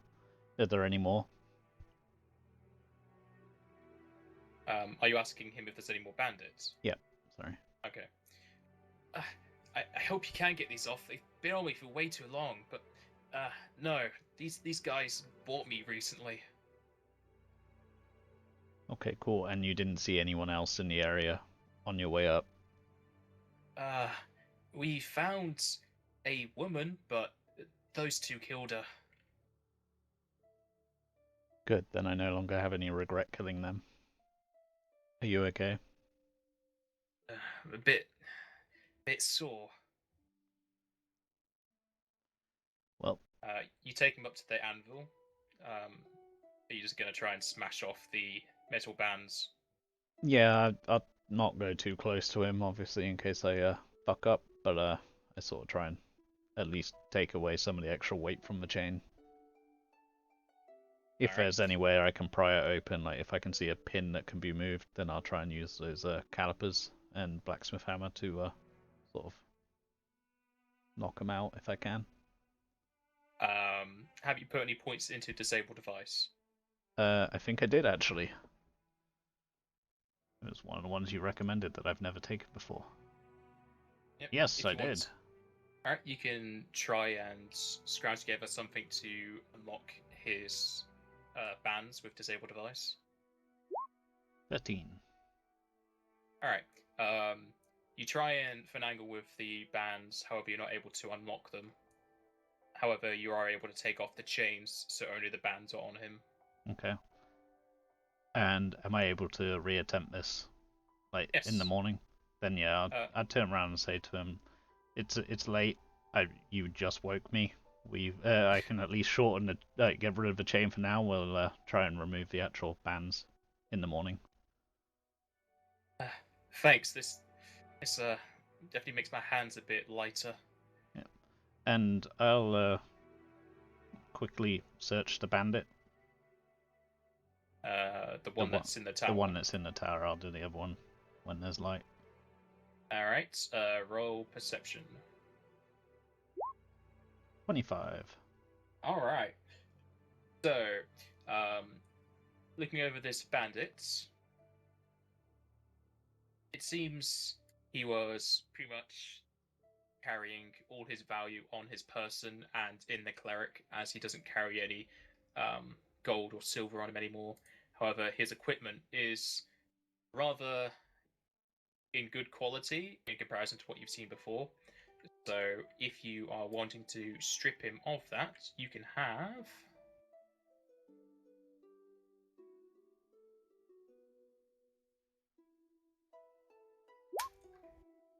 his studded leather is still able to be used. He has a buckler.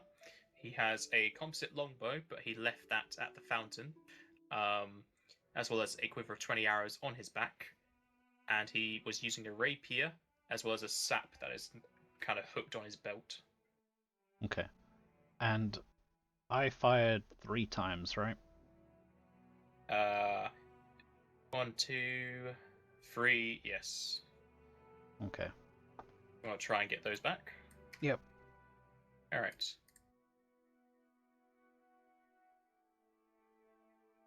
Okay, you are able to get the arrow out of the ground just outside the tower, but the 2 in the throat of the first bandit have pretty much been lost to whatever was inside of him. Okay, and the one that was in the ground, was that the already damaged one? No, the already damaged one is inside the throat of the other bandit. Okay, so -2. But plus 20, so... I won't bother to go get the bow or anything, or strip him off it this time. Right now, I'll wait till the morning, but I'll make a note of it. Alright. I guess I'll start a fire somewhere where there's some space, somewhere for the smoke to escape. There's plenty of holes in this tower. Yeah, I figured. Offer up the cleric some of that boar. Alright. You offer up some meat to the cleric, and you can visibly see his eyes kind of light up. You're giving this to me? If you want it. Well, it's just... That's a bit of a expensive meal there, isn't it? I killed it this morning. You can have some of the cheap stuff instead if you prefer. No, I'll take it. He kind of clampers and takes the meat from your hands. And at this point, would my character be hungry as well, or is the boar that I ate this morning? Well, it was afternoon, I guess. The boar was good enough. Yeah, then I won't bother eating. The cleric ravishes the meat you gave him as if this is the first meal he's had in quite a while. I offer him up some one of my water skins. I have 2. He takes the water skin and kind of drowns himself in that as well. He's obviously not a well-kept slave from how thirsty and hungry he was. Yeah. Do you want me to remove a water skin from my sheet, or just leave it at the... You just refill them. Okay. It's not every day I find such a friendly person. Where you come from? I'll repeat the story of how I just got chased out of... I forgot the name of the town now. Hayden. Yep. How I'd just been run out of Hayden. Tell him over a note which meant nothing. show him the little note and whatnot, translate it for him. I'm assuming Well, at this point I've written out the actual translation on the piece of paper. you can if you want to.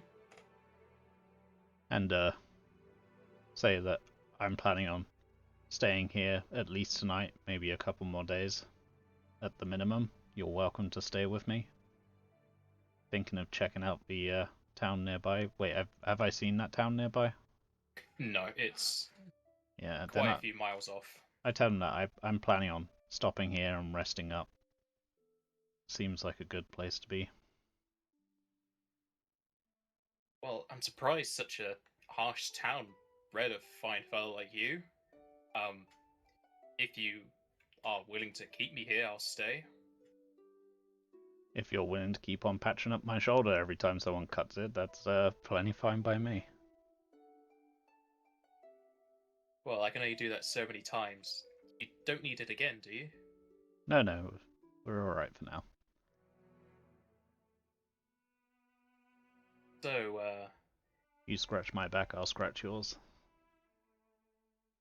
he kind of looks around as if he's kind of not wanting to ask a question. And I'm assuming I notice. Yes. I ask what's on his mind. Well, it's just whenever anybody does something like this, they kind of want something in return. I was a slave for most of my life.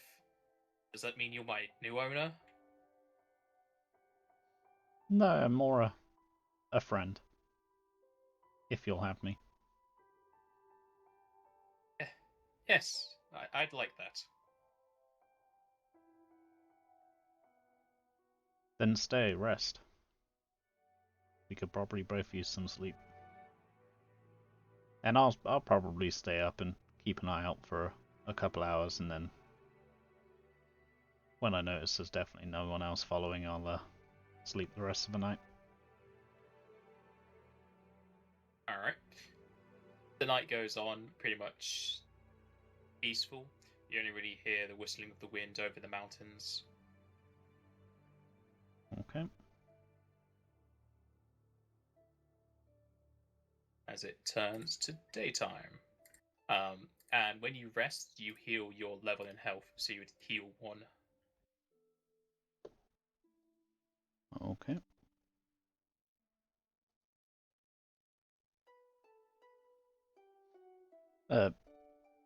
Come in the morning, do I wait before him? Yes. Seems the cleric is deep in sleep. Okay. I try not to make too much noise, but I'll head out and check the other bandit's body. Do I see him to be dead or dying? He's definitely dead. Okay. Roll perception. Yep, just...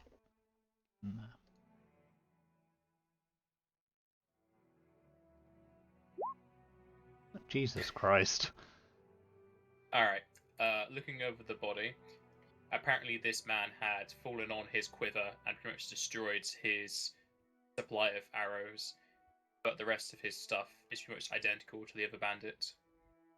On his person, you also find a scrolled up letter. Okay. I take the letter. Do I see another coded message, or is it? Oh, it's just in plain common. Nice. So yeah, I'll read it. Yep. Alright. This letter basically looks like a deed of ownership of a slave, and it has noted down a person's name of Alferus. Okay.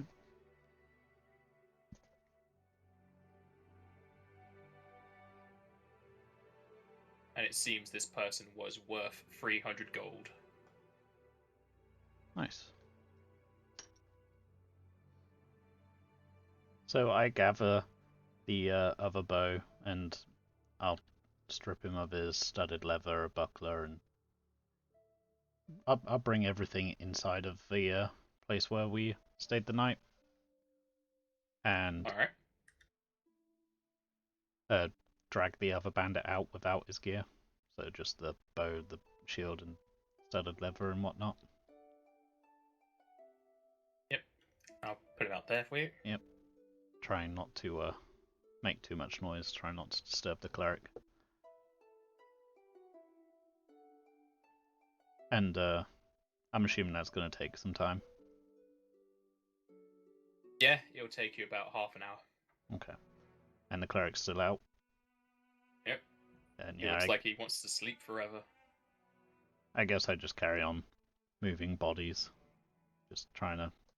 I'd probably move them outside of the fort, or maybe right into one of the corners for the time being. Including the ones around the well. If you want to move the rest of the bodies, it'll probably take closer to an hour. Yeah, that's fine. Alright. Continue cleaning up the center of the ruins, taking the bodies one by one, and then moving them towards one of the towers on the outside wall. I try and the gap in the wall there, I try and pile the bodies up there so that they're at least blocking that entrance. There's plenty of other gaps in this wall, but... Well, yeah, well, you got to start somewhere. Yeah. Well, a wall of flesh 300 than a this. wall of wind. Alright, you pile Call the me bodies Leonidas. You put... you pile the bodies in one of the holes of the wall, and it's something. It'll probably deter some rabbits. That's unfortunate, but necessary. As you take the last body out from the fountain, roll me perception. 14. Okay, as you pull the last man's hand out of the fountain, you can see that the water itself has stopped its red kind of hint to it as it starts to return to a more bluish water. Interesting. And that's unusual, so I'm assuming it's some kind of magic. Yep, it's definitely weird. The blood went away when it looks like this fountain is just housing this water and not producing it. Okay, well, I definitely don't have any way of investigating that. I suppose I could just do a straight up intelligence roll, but... Yeah, you can roll intelligence. You can also roll perception to see if there's any holes or anything that's draining the water. Yep, we'll do both of those. 14 for the perception. And I rolled too many ones apparently. Alright, you look around the exterior of the fountain as well as inside it. However, you don't notice any sort of holes or system that seems to be purifying the water. However, you do see some copper coins equaling 11 if you're wanting to take it out. Nah, I'd leave them there. Alright, and trying to figure out what this thing is, you're pretty sure it's a fountain, however, you're not too sure. It could be just a statue. I put my hand into the water. Do I feel anything? Any tingle? Bit cold. I drop in another 2 copper. Alright. And the river is now... No, the water is now a bit more coppery coloured. Okay. I head back, see if the cleric's stirred. Alright. You head back to the tower. As you are climbing up the stairs, you see the cleric has risen up from his slumber and has apparently found something you didn't find in the tower, as Nice. he is inspecting a longsword. I ask him what that is he's found. Oh, this. It looks to be something they crafted here. It's just a sword. But I thought it best I'd carry something rather than just my hands. You're welcome to it. It's no sheath. I'll just have to carry it around drawn. I'm sure we could probably fashion you something in time. I also offer him the deed to himself. Oh, you found it. Yep, it's yours if you want it. He takes the deed from you and then kind of folds it up and puts it into his tunic. Well, if anybody asks who owns me, it's me. You need a piece of paper to say you own yourself? There'll always be one person who will say I'm owned by somebody else. At least this is something that'll give them a second to think about it.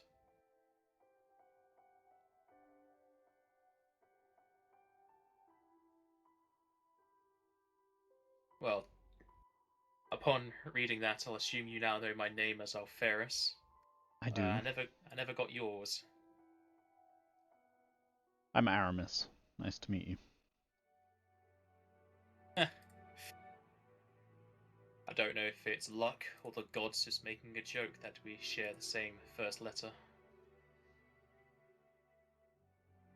I mentioned what happened with the fountain once I moved away the corpses, see if he has any ideas on what could have caused it. It's not raining, is it? Not as far as I know. Still pretty dry. It could be a deity's work. We could go have a look at it. Sure. Alferis will go outside of the fountain with you as he looks over the fountain. And he will roll knowledge religion.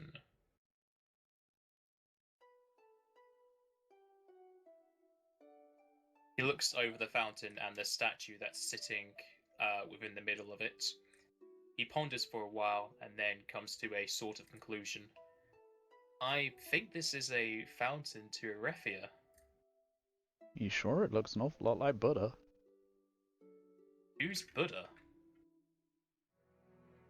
What do I know of Ifria? Well, we're on intelligence. Not a lot. You know that she's good enough to have a statue of her, and that she is a deity. I asked what she is the deity of. Well, from what I remember, she's a deity for the air, animals, water, and the weather. It's not too surprising she has a statue in a fountain. Might purify and create this water. I taste the water. Tastes rather nice. Refreshing. Wasn't there corpses in that a minute ago? Must have added to the flavour. You see Alferis visibly shake. Ugh. Try some. It's... He then kind of... I say, look. The water was red, the statue. And now it's blue. And clear. I'm pretty sure the statue purified it.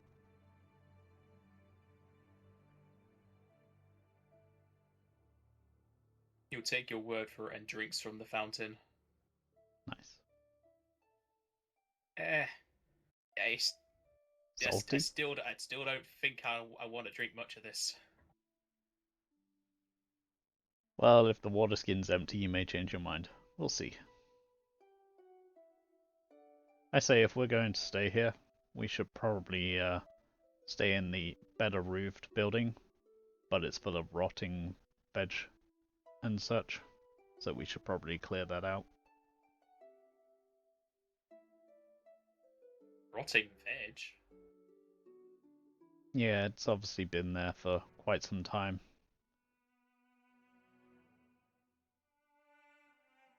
Well, how long were you thinking of staying here? I didn't really have anything in mind. As I said, I just got run out of one town, and I'm not so... The world nowadays, I'm not so sure how friendly the next town will be, so... For the time being, I plan to keep coming back here. Well, what town are you wanting to head to next? I might know it. I don't know any other towns. See if Alferis knows of anything near the area. And he can't because he doesn't have anything in local. All he has is religion. Okay. roll an intelligence for him, see if he knows anything. He knows better than I do. Well, the closest villages to here would be the city of Sotkuma. There is one to the north, however, I've never been there.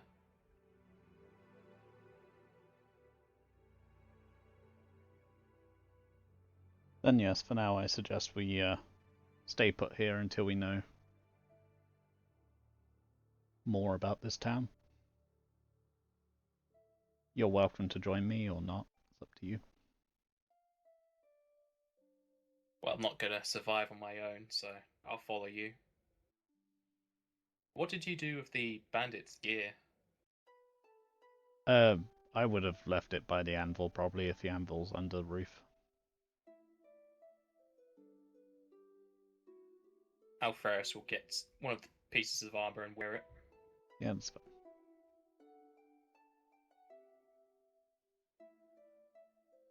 So yeah, I get to work on trying to clear out some of the other building. Alright. How long do you want to spend doing that? Well, I figure I'm not in too much rush. Like I may stop like on the way in. Would I have seen any particular like used trails or anything like that? On the way up to the fort, I may spend a little bit of time before it gets too dark, seeing about finding something else for hunting. But I'd only save a couple hours for that. Alright, well, you're not able to completely clear out the tower before you need to hunt. However, you do get most of the most smelling vegetables out of there. Okay. As well as some of the rubble. Yeah, I'd probably still stay in the other one for the night then and wait until it's completely cleared. Alright. Do you say you want to go out hunting again? Yeah. Are you going to bring Alferus along or leave him behind? I offered to bring him with me, otherwise he's welcome to stay here and potentially continue carrying out some of the rubble if he wants, or... I say you're free to do what you wish. You're owned by yourself now, so... Alright, he's going to go with you. Okay. Though he will stay a bit further back since he's not the best at sneaking. Yeah. Actually, you need a survival roll. Yes.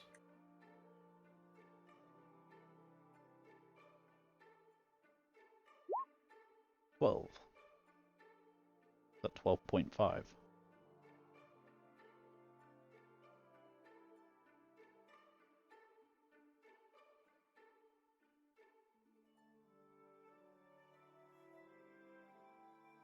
Oh, I'm a lot further south than I thought.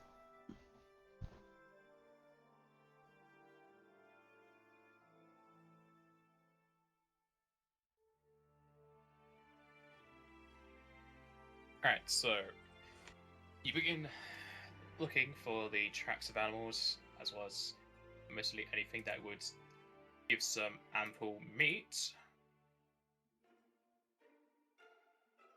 And you come across a pair of foxes. Nice.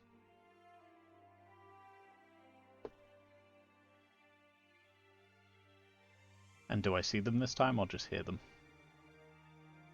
You see them as they seem to be trying to attack some lower creatures.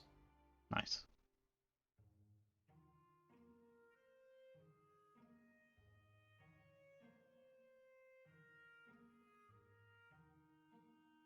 How far away are they? Give me 1 second. Are these tree stumps, by the way, or are they scorch marks? Those are trees. Okay. They look weird. Yeah. They kind of look like comets have struck.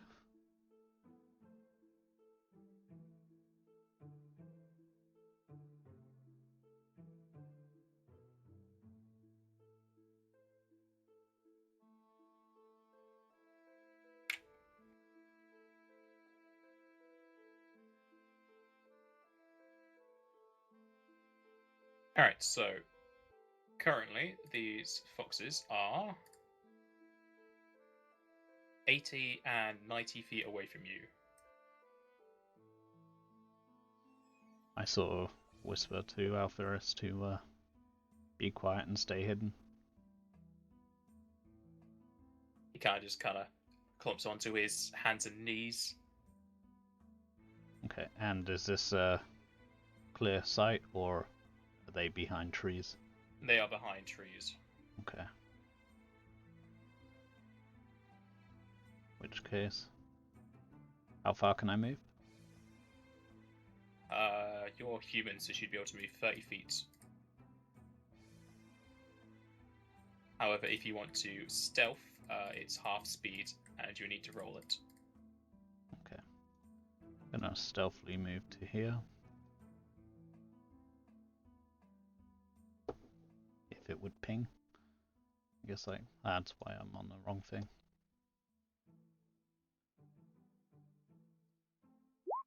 With a 23. I'm assuming that's pretty hidden. Yes, unless they roll 24.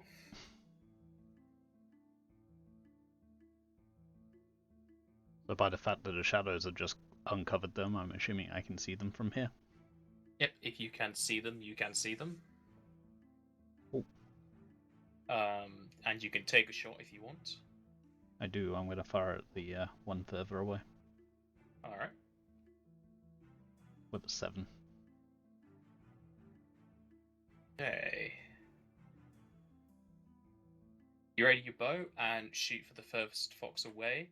However, he kind of slumps down to ground into a pouncing position just as the arrow whistles by him. And just it does that, both their ears perk up and they start to growl. Roll initiative. 21.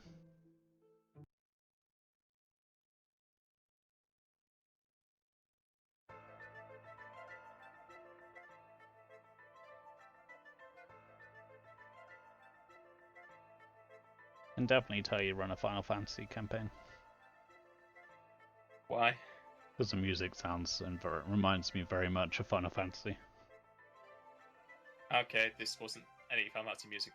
It was just some forest battle music I found.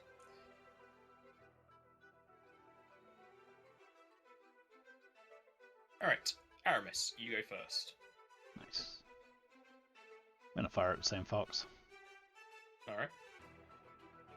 17. Alright. As you have alerted these foxes, it kind of turns its head towards your direction as you knock up an arrow and let it fly straight into the nose of this fox. It winces in pain as it kind of sneezes out, trying to get the arrow out, but it just falls on its back with blood kind of falling out of its nose. It tries to blow its nose so the arrow falls out. Nice.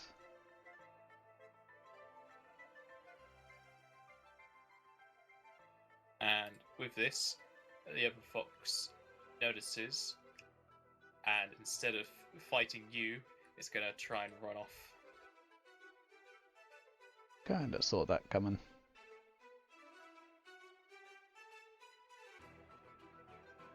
Turn to Alpharis, but he has no way of attacking it from this direction, or from this distance, rather.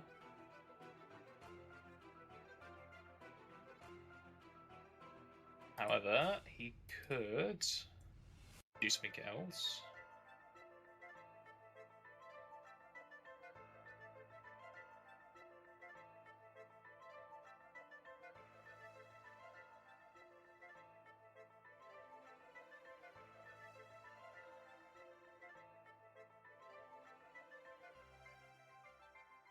He's going to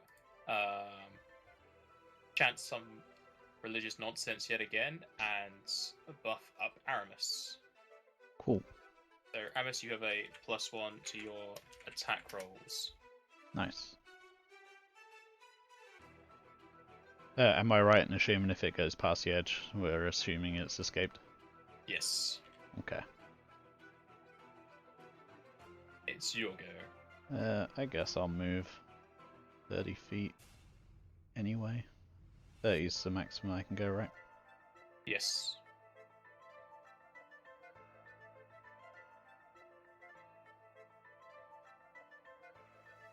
Figure I might as well be closer to the other corpse so I can grab it later. And then I'll attack it. For a 17. Alright. You're able to hit this in its thigh. However, it doesn't fall. Shame. It goes back to the fox, who winces in pain and charges, well, runs off the screen. Yep. Cool.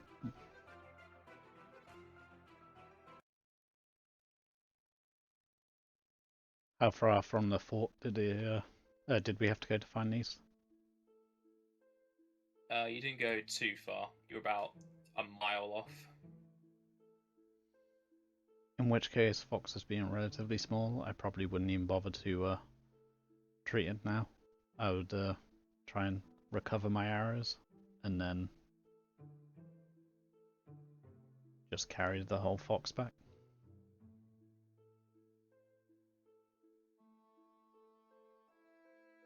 Alright, you're able to get all your arrows back. Nice.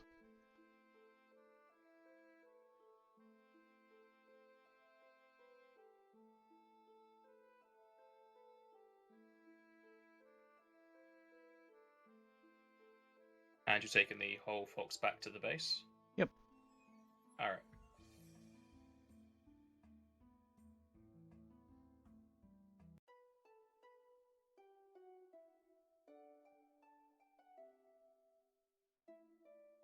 Guessing it's on pretty towards evening at this point.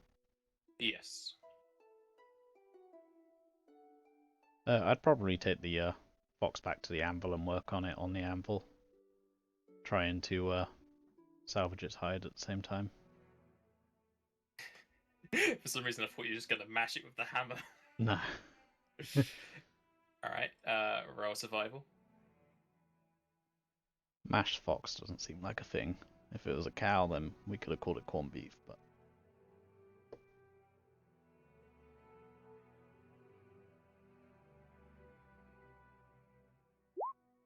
10. Alright, you get some of its fur, but not a lot. Okay.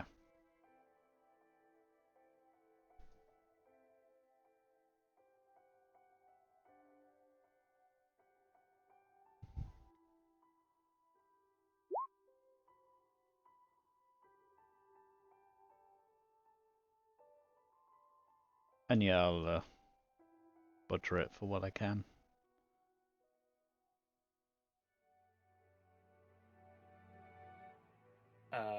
Roll survival. 1 second.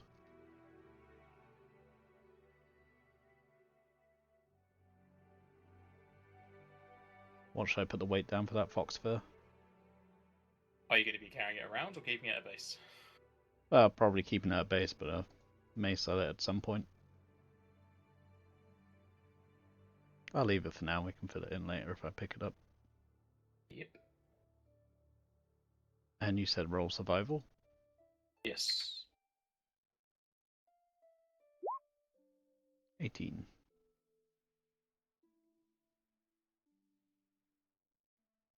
Okay. And for the fur, it's £6.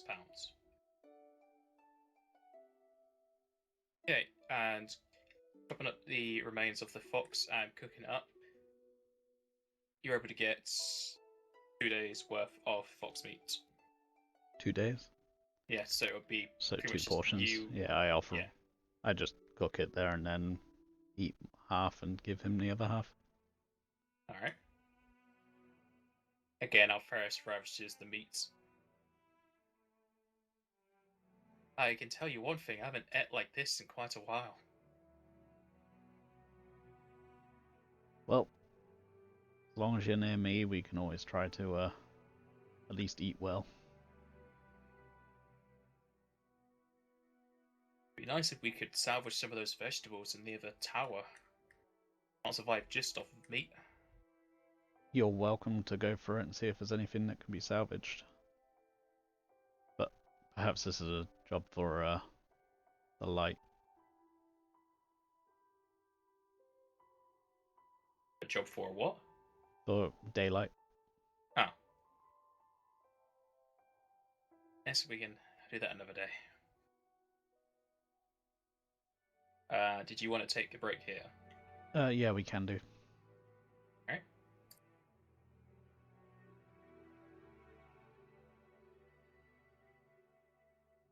You want me to stop the stream? No, just keep it going. Yeah. Alright, I shall be right back. Yep, same.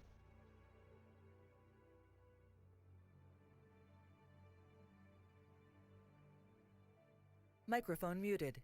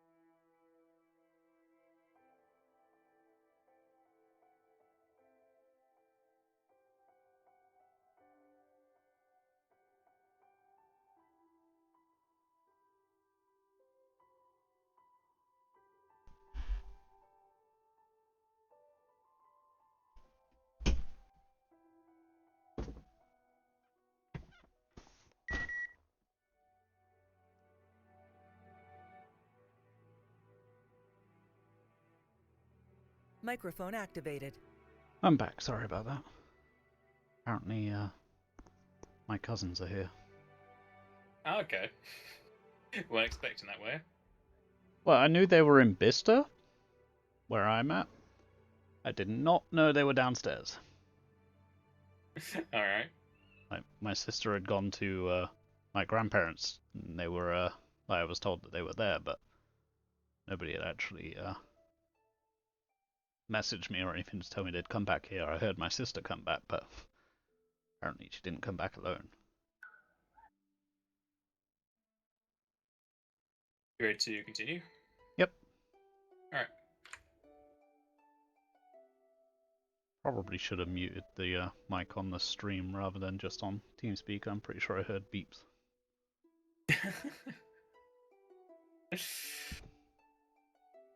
Yeah, probably best.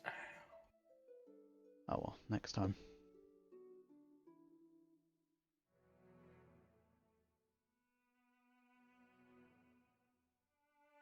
So you're sleeping through the night after doing what you did with the fox? Yep. I'll probably stay up for a couple hours and see if he's willing to stay up and keep watch for another couple hours in the evening. Yep.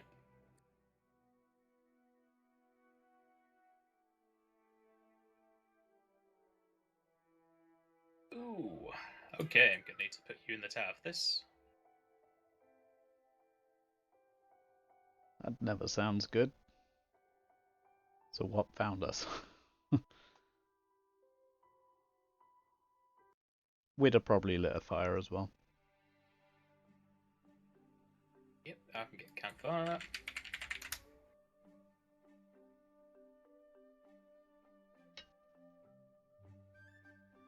What's the temperature like in the evenings here? I'm assuming because of the mountain it gets a little to the chilly side.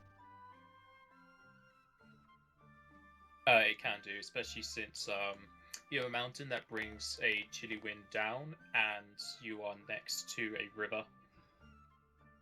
Yeah. Then we'd probably have stayed a little bit closer to the fire. So you're pretty much looking at a cold to a mild weather. It's hardly ever going to get hot around here. Yeah, that's fine. More just so get an idea of whether or not we're going to be lighting fires every night, which sounds like probably.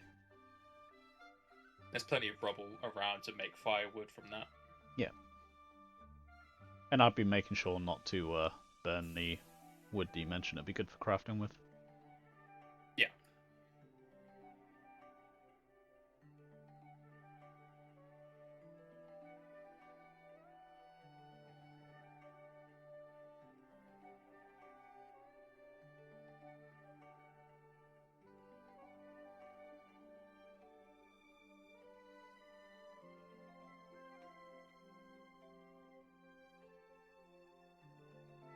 So I'm right in assuming that something happened.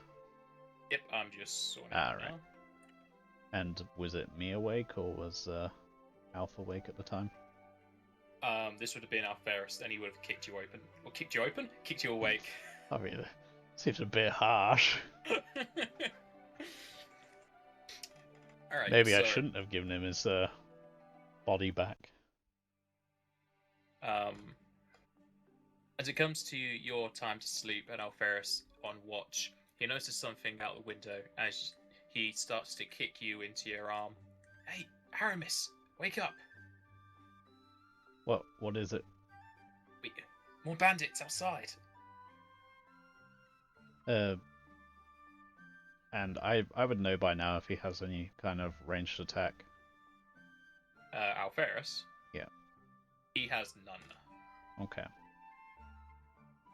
I mean, he could use one of those bows. He's not proficient with it though. I suggest you pick up a bow. I say we'll do what I did with the last batch. Head upstairs, shoot from different spots, and try and give the impression there are more of us. If they and can I see that they're heading directly for the tower? It's gonna be 1 sec. I'm assuming the smoke. Yes. One moment. Because he is not proficient with this. Pretty sure he's not. I will double check.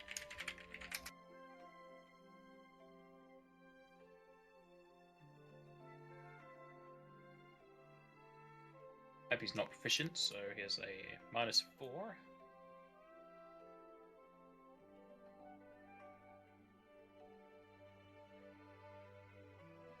I'm assuming he'd have grabbed that alongside the sword, or would he have dropped the sword to pick up the bow? He always has to have the sword drawn because there's no sheath for it. That's right. Yeah. Then I'd probably suggest to leave the sword by the stairs. Somewhere easy to reach. Alright, he'll leave the sword by the stairs and just have the bow on him. And yeah, I head upstairs and find a good spot to shoot from.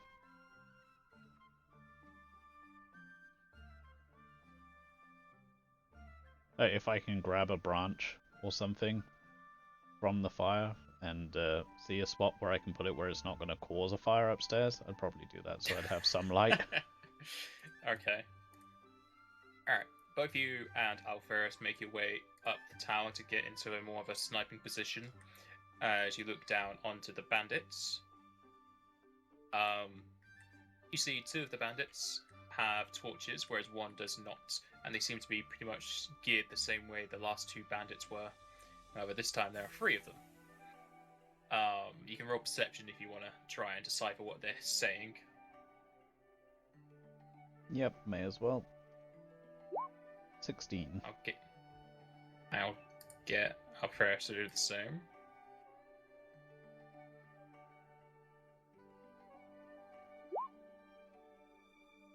Alright. So you're able to hear that these bandits seem to be looking for a kind of... They're looking for a place to loot, and it seems they aren't too happy with what they found. However, one of them does seem a bit eager to investigate that statue over there, because apparently it might be something to sell. Whereas another bandit tells that bandit he's a complete idiot, how they meant to carry a statue. They make their way a bit closer to the fountain, as one of the bandits with the torches heads off to the south to try and investigate the rest of the area. I shout out, that's far enough.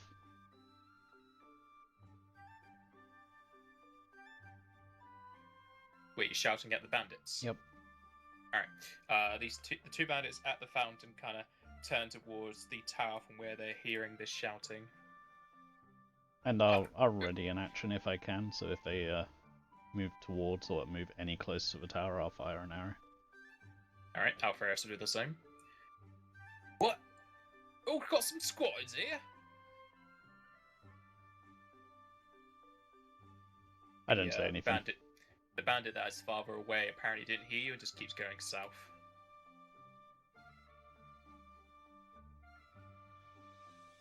Yep, he's gonna find a nice surprise soon.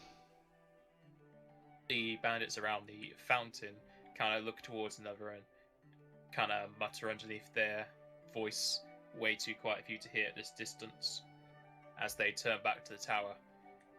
Hey, you got loot in there? Nothing for you.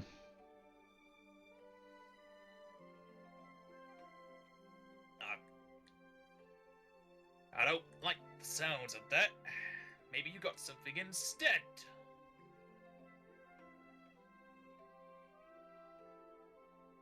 I'll fire an arrow.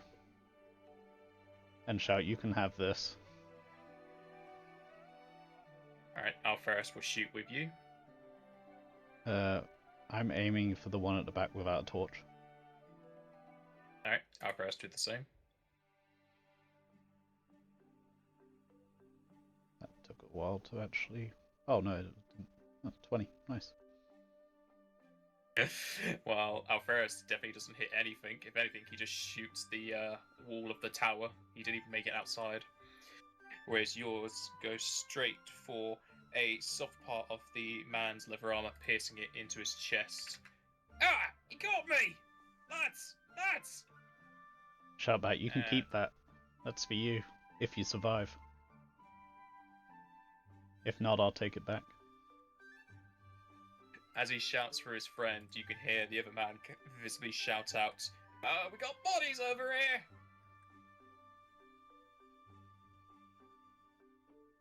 So the difference between a longbow and a composite is it uses strength instead of dex? A composite bow can use an amount of strength that the user has, depending on what the composite bow is. This is a +1 strength bow, so if you have 12 strength, it uses 1 strength for the damage. Oh, so it goes into the damage, so a composite longbow would still be better than my longbow. Do you have strength over 10? Yeah, +1. Okay, then you'd be good with a +1 longbow. Yeah, I'd switch it out then next time. Oh, initiative, I assume? Yes, initiative.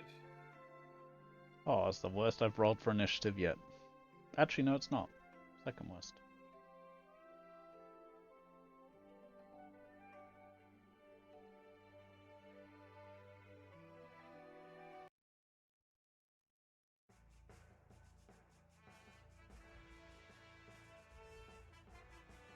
So the bandit who you'd shot prior is visibly angry at your attack as he brings out his rapier and charges for the tower.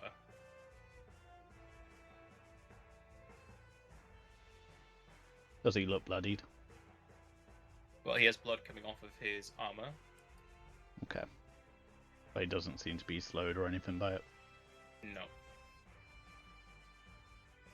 And it goes to your turn. You can still see him just outside the tower, however, next turn he will get inside. Okay. Am I able to attack the other guy with the bow and then switch to a sword? You'd have to drop the bow on the ground afterwards. Yeah, it's fine. What if I forgo the movement? What do you mean? Instead of moving, just... Well, to draw or put away a weapon, it's a move action. Okay. And you only have one. Yeah, it's fine. Then yeah, I'll attack the other guy with a longbow and then go from there. Alright, so the one with the torch that sets the fountain. Mm-hmm. Okay. So 12. And that is a miss. That's unfortunate. That's a lot of damage. Yeah. And movement has to go before shooting? No, it can go at any point. Okay. In which case, I'll move towards the stairs. Alright. It goes to the bandit with the torch who you just shot at, and he's gonna get closer. Oh, there we go.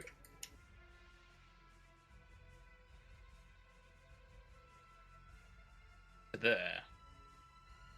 Goes to Alferus. He's going to ask you what you want him to do. I ask him... I just say, are you better with a bow or a sword? And then... I'm much better with the sword. I plan to run down now. There's not much point trying to shoot any further. Alright. He'll get away from the window and grab the sword.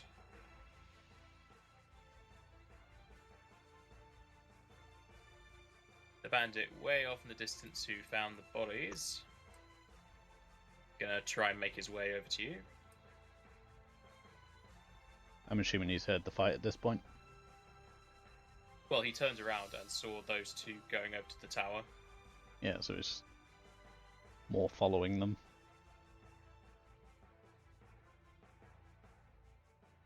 This bandit's gonna get inside, and is only really gonna get to the bottom of the stairs. Aramis. Am I able to move to the stairs and attack? Yes, and if you'll be on the stairs, you'll still have the high ground advantage. Nice. Am I right in assuming the stairs sort of spiral? Yes. Okay.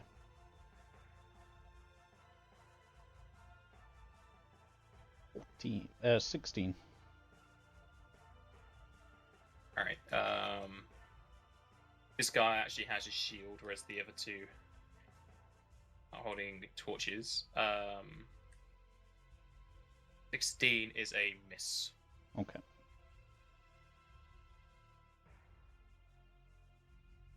Bandit outside. Yes, inside with the torch, but isn't able to make it much further. Goes to Alferus.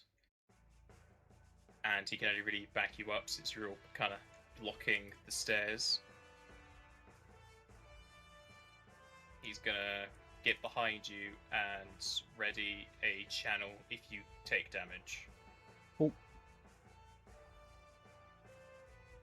Bandit way off in the distance. It's gonna continue getting closer to the tower.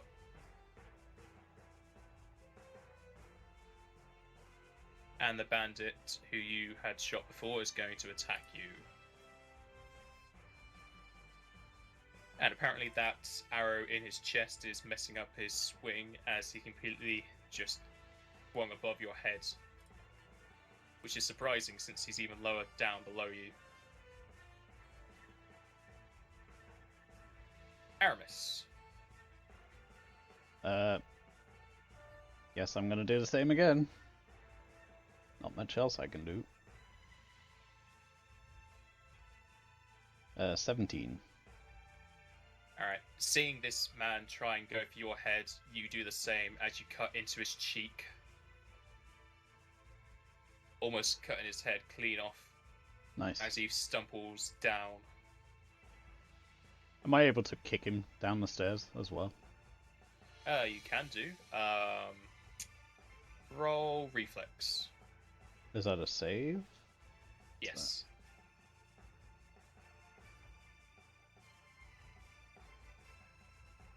Bonus?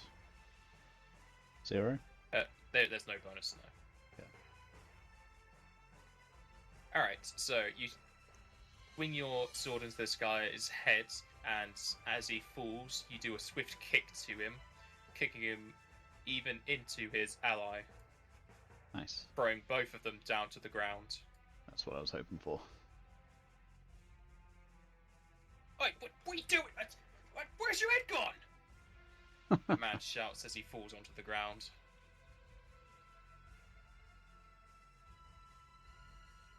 The bandit pushes off his ally and gets to his feet. However, that's all he can do. Ooh.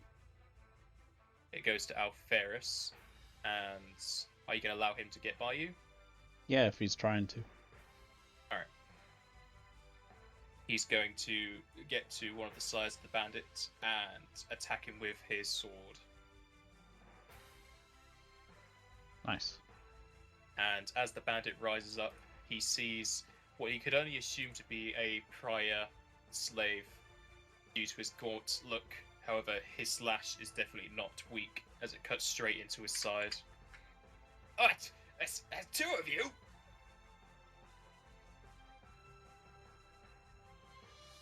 And there's 3 of you.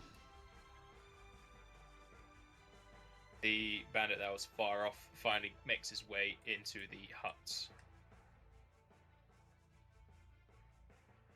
These all humans, by the way? Is dead.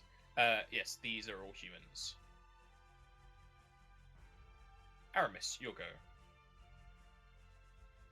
Gonna approach the other bandit. Do I get any disadvantage or anything for stepping on the corpse of the others? The corpse is on the other bandit, so you're not stepping on them. Well, it's underneath the other bandit now. So it's there. Yep. I can attack from there. Cool. Yep. Then, yep. Carry on. The onslaught. Seeing 20. a gash in this bandit already, probably left by Alferus, use it as a guiding point as you bring your sword in, cutting midway into this guy's torso. As he falls to the ground on top of his fellow.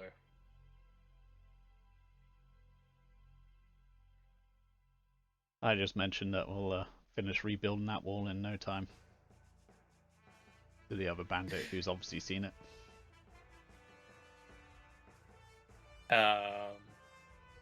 Roll intimidate. 6. Okay, you make a remark to the bandit, and he kind of chuckles at it as he looks at you. He looks as if he wants to finish this fight. Goes to Alferis, and he's gonna move up and go for another slash. I'm glad he didn't run. However, he seemed to have tripped on the arm of one of the corpses and just completely swings into the ground itself, making a deep cut into the wooden ground.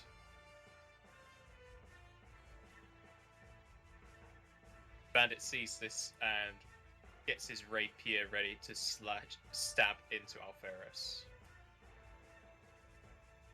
However, even in Alferis's open position, the bandit just whiffs and just goes over the top of Alferis's head.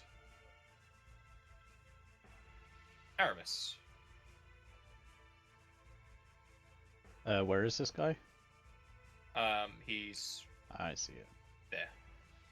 I'm assuming standing on the corpse at this point is going to cause problems. Yep, but you can just move there. That campfire's upstairs. Oh, is it? Or, Cool. you can move there. I'll go there. And if you go there, you are flanking, which gives you a +2 to attack. Cool. Look, 10. But, no. Even with that, you still miss as this man nimbly dodges your slice.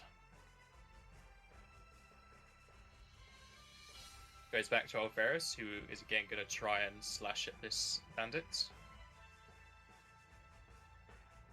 But it seems you're both caught in what seems to be a bad situation, as this bandit is a lot more nimble than the rest. Explains how he managed to get back from the wall here so quick. Seeing himself getting surrounded, he takes a hop backwards and he goes for a stab at Aramis.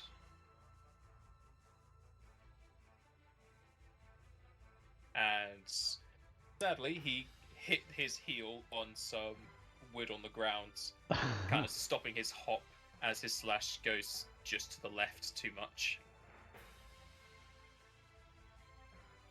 Aramis. Gonna attempt to move to here. And then attack again.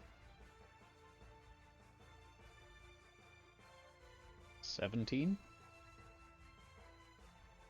Yeah, you're even more of currently a not bonus. flanking. Oh, is he not turned? Alferis is too far away for a flank. Oh, right, okay. I just thought it was had to be by the side. Either way, 15 then. 15 is a miss. It goes to Alferis, and he's gonna follow up with another slash. And again, he hates the wooden floor as he makes another slash into it.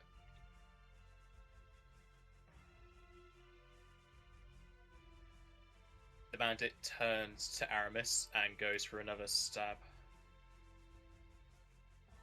Ooh, and he would have crit, but he did not confirm. Did not Elves. confirm. Did not confirm, no. I don't know what that means. Basically, you have to roll again to hit someone's AC when you've crit to confirm the damage. Ah. So the special damage rather than... Yeah. He delves his rapier into your shin for 5 damage. First damage to spell. Aramis. Do I have flanking now? Yes. Cool. I'm just going to attack from where I am. 19. Yep. Finally, your blade finds its mark in this most nimble of bandits as it cuts into his side. Yeah, it's just a flesh wound. I'll get you. Probably supposed to lose a leg before he can say that. Or an arm. Or all of them. Mm-hmm. Alferis sees you take quite a nick, so he's going to use Channel.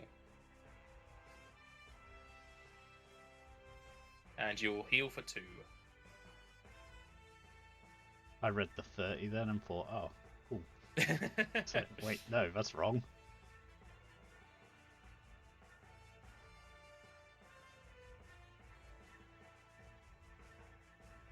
Goes to the bandit who sees the man behind him as a cleric. Ah, go for the healer then. Goes for a stab at Alferus and misses.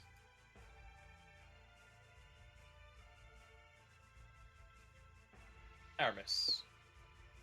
Is back attack a thing on here? No. That's unfortunate. It's real unfortunate. That don't do a squat. It seems the cut into this man has made him even lighter as he just steps to the side. Just draining his blood.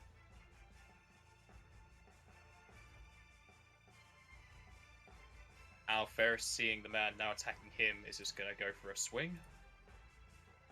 And completely misses. Yeah, you can't catch what you can't see! But I'm As looking right at you.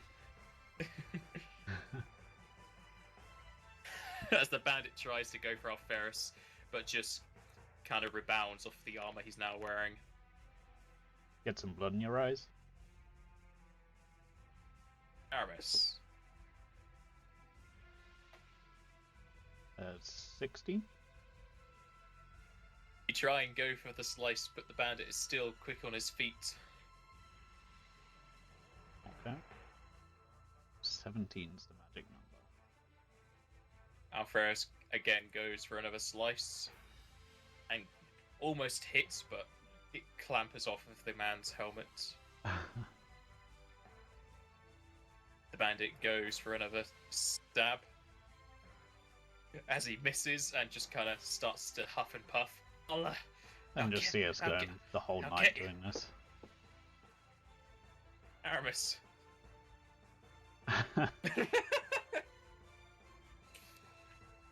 Eventually he'll fall asleep. Alferus will try and won't. The bandit will try and stab and won't. Aramis. And won't. And won't. Alferus tries again. Ooh, and he finally got a slash into this man. From a step to the side, moving like a bee, the bandit finally takes a misstep as he actually jumps into Alferus's blades, catching you in the other side, and falling to the ground.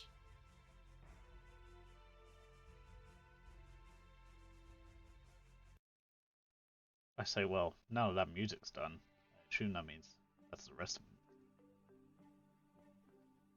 Music? What are you talking about? I hum in my head when we battle. Well, I suppose if it keeps you in tempo.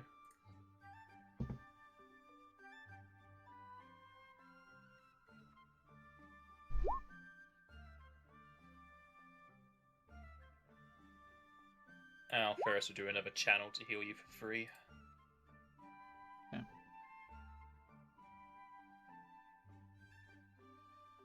And you gain 450 XP from the battle.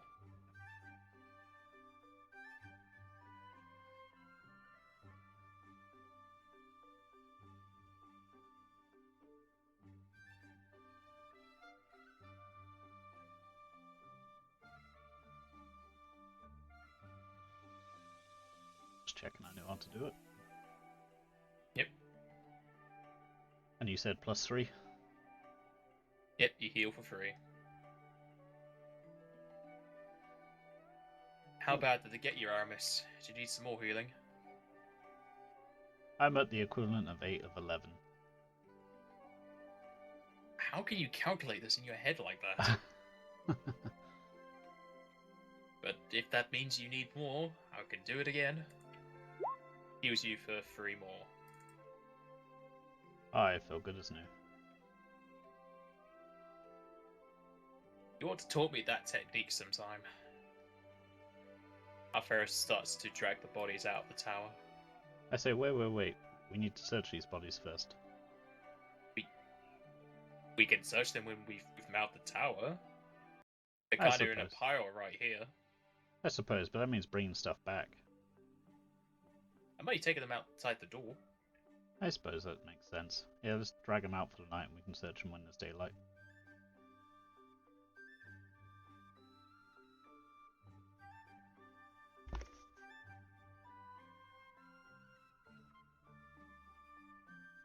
You go to sleep. How much of a night was left? You've got a few hours until the sun starts to rise. Then yeah, I'm assuming I'd only just slept anyway.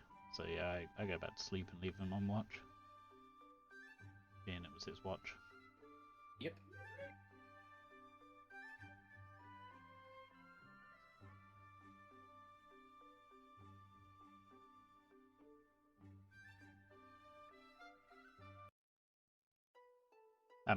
Well, actually, he was up for a watch, so never mind. I was going to say, am I the first to wake again?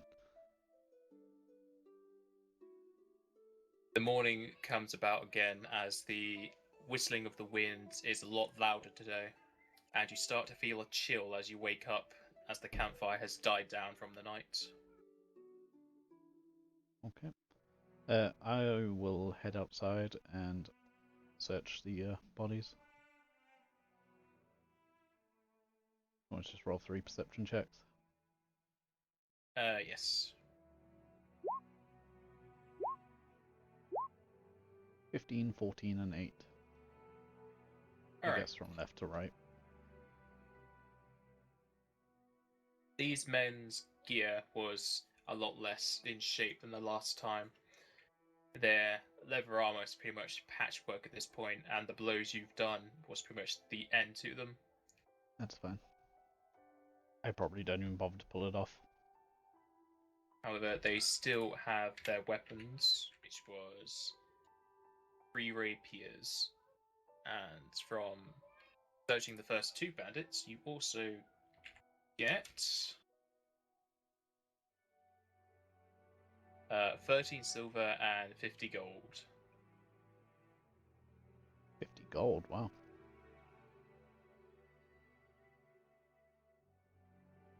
Well, they weren't carting around supplies, horses, or slaves. They might have been off to buy something. Makes sense. It's strange this place has attracted 2 lots of bandits in the course of 2 days, though. Yeah, it does seem a little unusual. Did you see much on the road here? A party passed me at one point, and I ran across a traveling, what was he? An alchemist. Aside from that, I saw nothing. How big was the band of bandits you passed? How big was it? It was 4. 4. Doesn't really sound like there's a bigger group nearby. And they all seem to be humans. The first group was a mix. The one that passed me. Do you remember a mix of what? There was an orc. We don't want to fight those. Oh, and another tall one that looked like it might be a half ogre. Oh, we definitely don't want to fight those.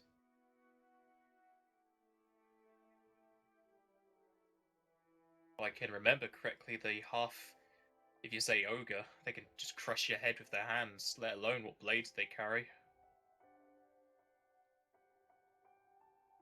Yep, sounds right. Don't particularly fancy the idea of fighting an orc either. Me either.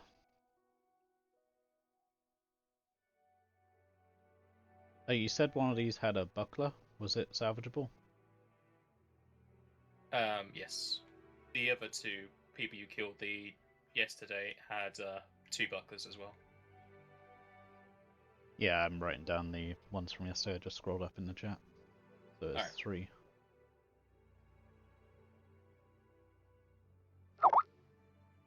I'm not going to mark down the studded armor that he's already got. And what Alferis is wearing? Yeah. I've already written down on him. That's fine.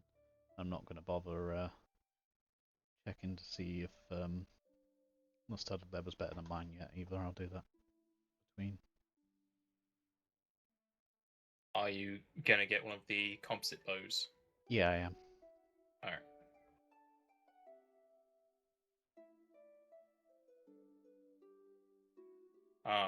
The only real difference is it allows one of your strength to apply to it, and its range is 110 feet.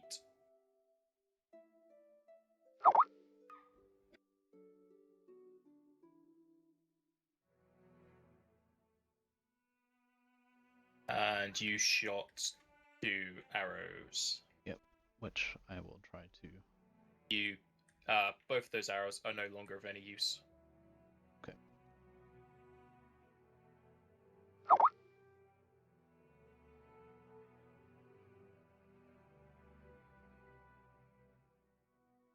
I'm going to assume that he's carrying the other composite bow.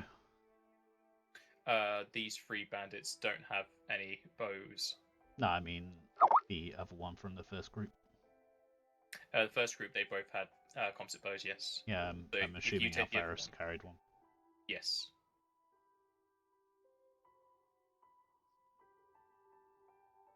What's the weight of a composite bow? It's the same as a longbow, 3 pounds.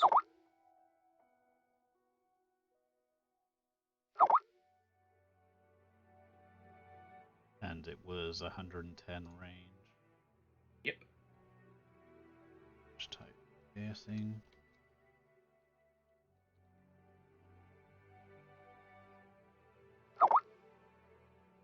Rather than me having to search through my list, can you read out the stats for me? If you still have it open. Yep. It does 1d8 damage.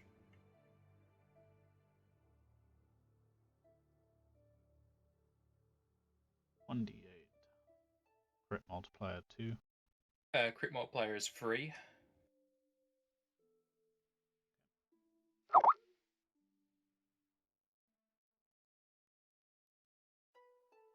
And I'm assuming that link isn't going to work for the longbow attack anymore. No, it won't. Okay.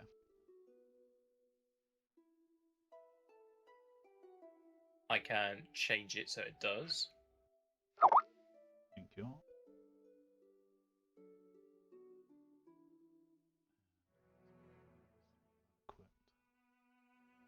What is this? This is number 4. Attack longbow.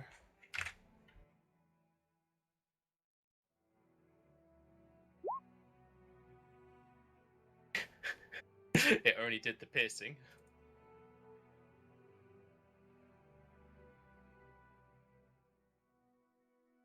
Because you did 8 dice of 0.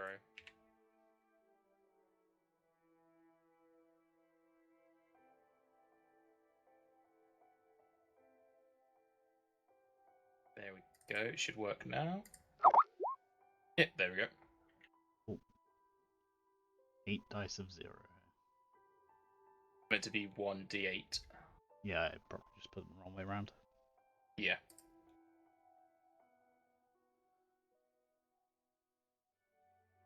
Alright, after looting these bodies, do you want to put them in the wall again? Yep. Alright, Alpharis will help you cart the bodies over to your body wall to the south.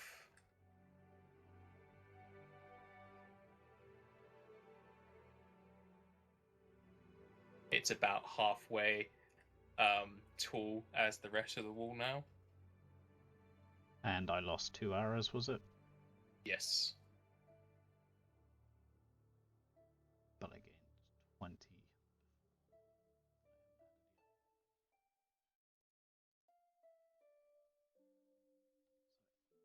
6 arrows.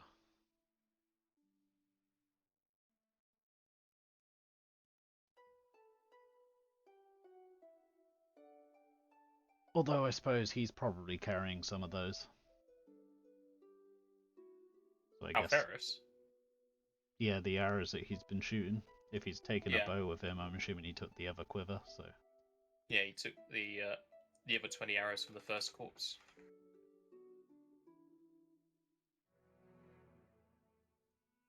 Ooh.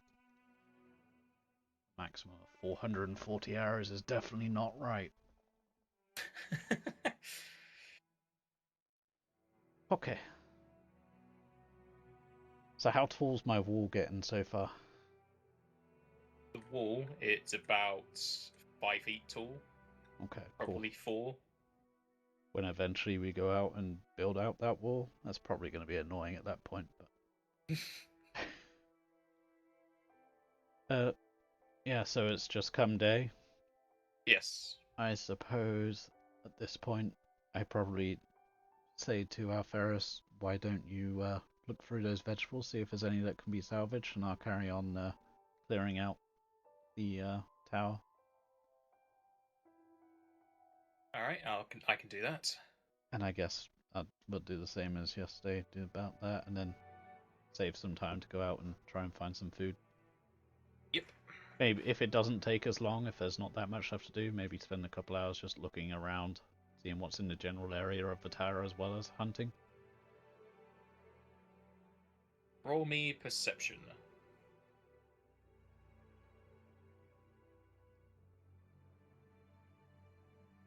Is that for the outside of the tower or? It's for whilst you're cleaning the tower. 24. Alright, as you're cleaning out the tower and moving some rubble and basically just making it a bit nicer to live in, you find what seems to be a squeak in the floorboards on the first floor, which is Nice. weird since that floor is meant to be a kind of a stone hue. And as you continue to walk over it, you kind of see it dip in and out. This was most likely hidden by some of the rubble you've moved before, and it's visible now. Okay, and that floor, that tower was 1 story, right? The I'm going to say it's the blacksmith tower. The blacksmith tower has the ground floor, the first floor, and then the top floor. However, the top floor is pretty much just full of the roofing as well as debris. Okay. So I investigate this dip in the floor. All right.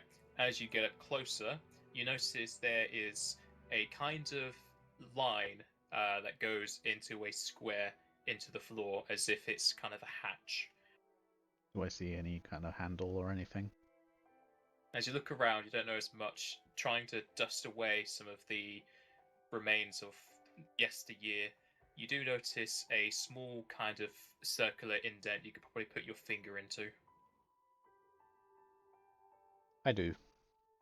All right. You put your finger into the circular hole and are able to hook it onto the underneath, pulling up the hatch as it opens up into what you could assume to be a lockbox. Nice. So glad that it wasn't a spider or something biting me.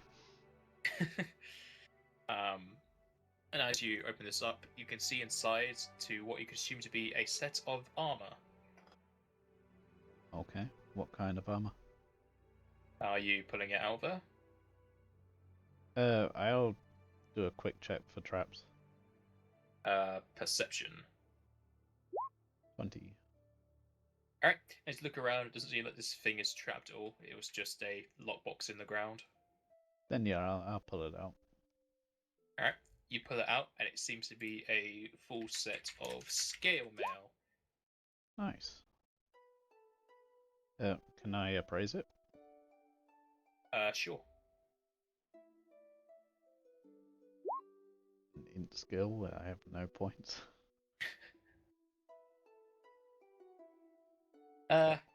It's below 100 gold. It's still worth some money.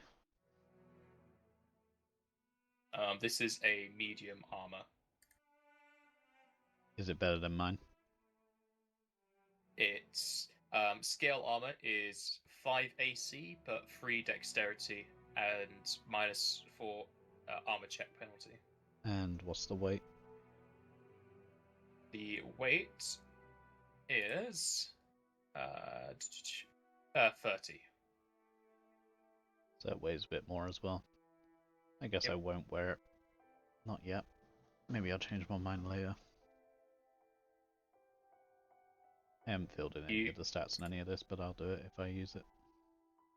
You could give it to Alferus. Clerics are proficient in medium armor. Then I do.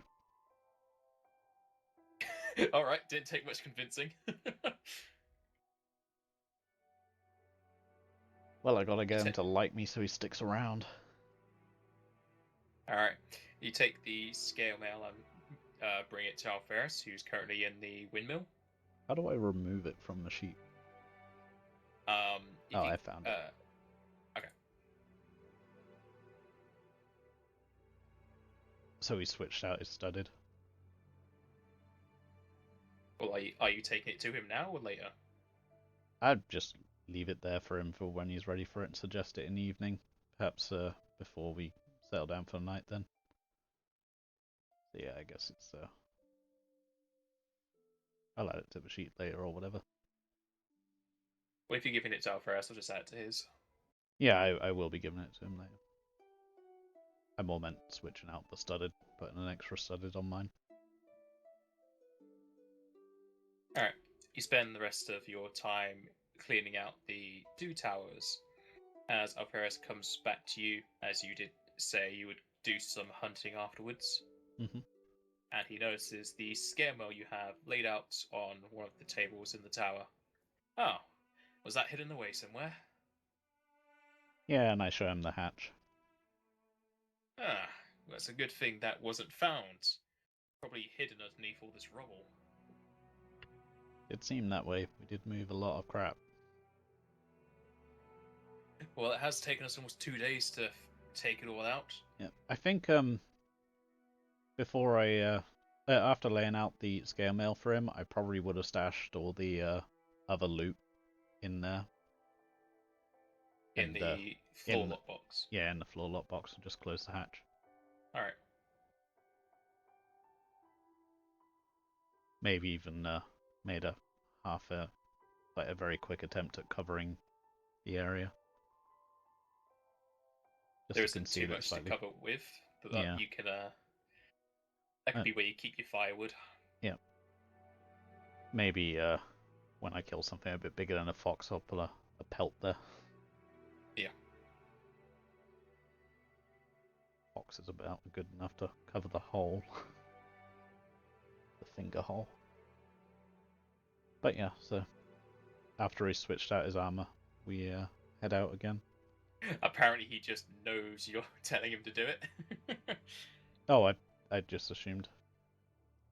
By the way, Right. you can you may have this armor if you prefer it. Well, I definitely prefer that. I trained in that style of armor before. So, Well, wouldn't you want to sell this? It's kind of valuable.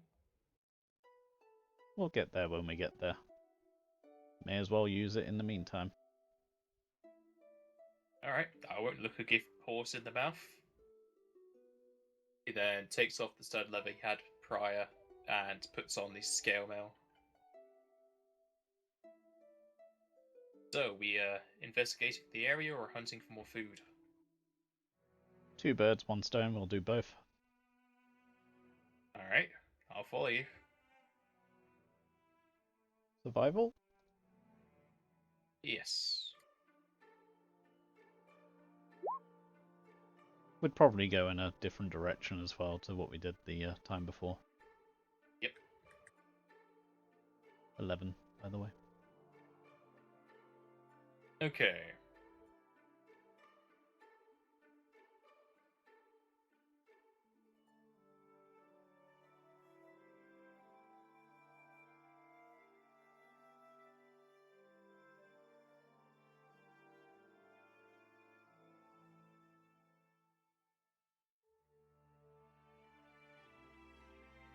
You look around for any signs of animals. However, today isn't your lucky day, as there's no sign of fox or boars like before.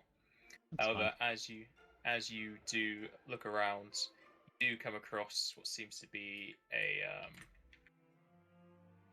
another sort of ruins similar to the ones you had camped out in just now. You How want to much investigate. It's a smaller ruin. and how much daylight do we have left? You still got about an hour left. Then yeah, we'd check it out. Do I see any smoke or anything coming from the ruin?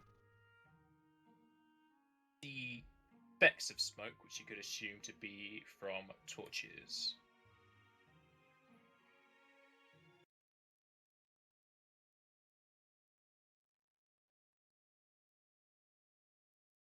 Looks like I'm leveling this round.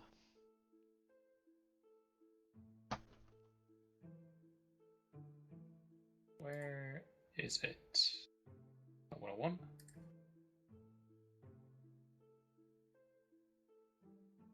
Let's give you 1 second. Mm-hmm.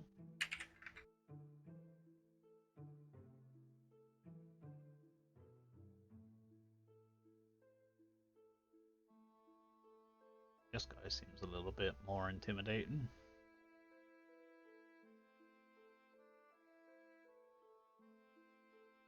So, favored enemy, does that work just for, like, do I just bandits in general, or is it just a specific race? No, it's a specific race that you select. Yeah, it would have been humans then.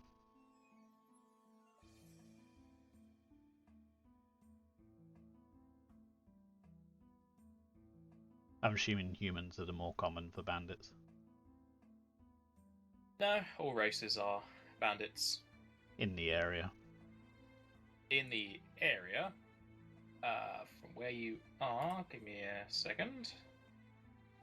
For bandits in your area, humans are one of the more common. However, they can be dwarven, orcish, even goblins and hobgoblins.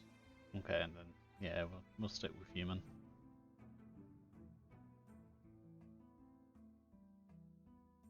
There'll probably be something in my backstory about bad experience with a human bandit in the past or something. I don't know what it'll be yet, but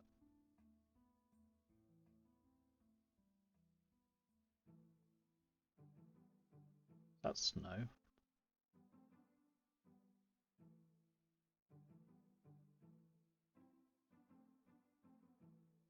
Is what snow? Bottom corner of the map. No, that's a small pond. Ah, okay.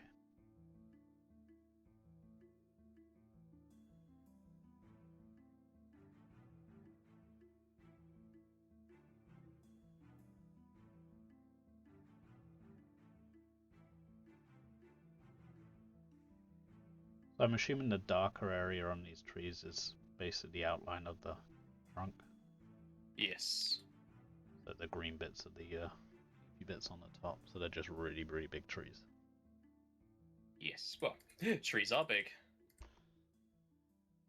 They're not usually 2 or 3 people wide. Well, maybe. Yeah, depending on the tree.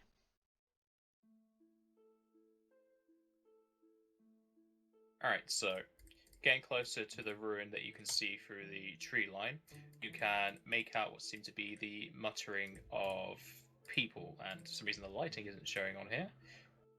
1 second. There we go, it should be working now. Ooh. You can hear the chattering of humans and a singular orc to one another. You can also see what seems to be a blood trail leading towards the west, where the ruins are.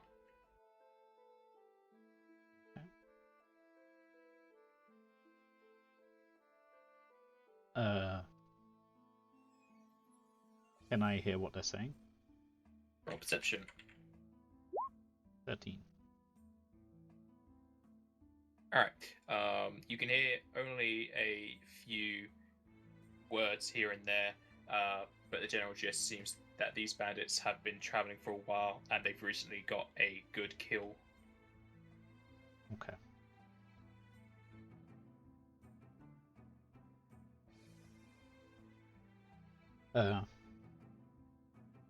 I make sure Alphyrus has noticed them, and then slowly approach for a bow drawn. Move to. Alright. And then knock an arrow and fire at the first bandit. Alright. I can see. Is that the orc one? That's the human one.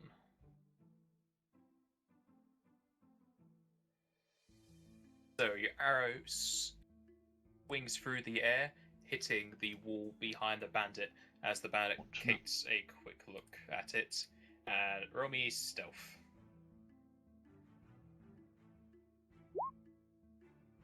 Crit. As the bandit stares at it, he's not too sure where it came from as he starts to dart his eyes around.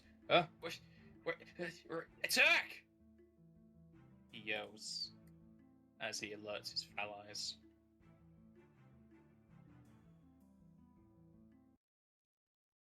Nice roll. Works for me. Is the 0.08 just to figure out ties? Yeah.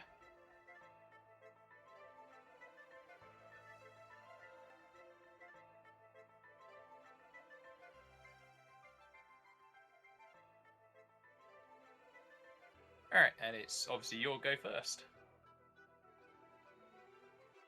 I fire again.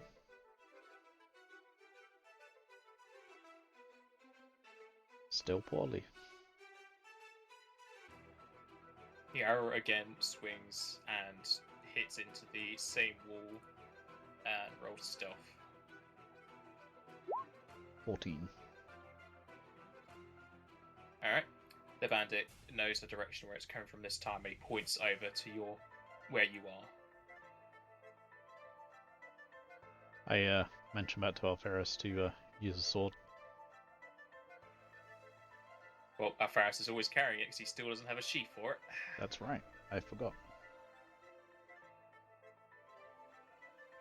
Alright. Alferis will just get closer to you and ready an attack if somebody gets within range. The bandit who got shot at doesn't like getting shot at, so he's going to run in your direction. As his feet kind of drag into the ground in an almost cartoonish way as he actually realizes you're right there and he doesn't expect you to be there. And as he does such, he runs into the slash of Alferis. Nice. Oh, so close as well. Well, he didn't confirm because on the actual roll itself, it has the crit confirm on there. Yeah, I just saw so that. he has to hit twice, but the crit is an auto hit, so he still dealt 2 damage to the man. See. So the crit confirm is to see if it does the extra damage. Yes.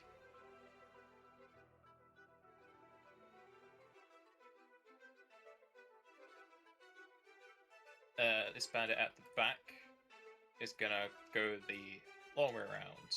What bandit at the back? I can't see anymore. All you can hear is the stampeding of feet as he runs around. You then hear a snarl as another bandit works his way around the pillar. Oh, so the one with the 2 swords is the orc? Yes. Okay, cool. Aramis, it's your go. And I assume you can't shoot through combat? You can take a 5-foot step back and do it. Yeah, why not? So 5 foot, just move back a square. Yeah. And I'm gonna fire at the orc. Alright. I figure Alf is right there with the other guy, so. 10.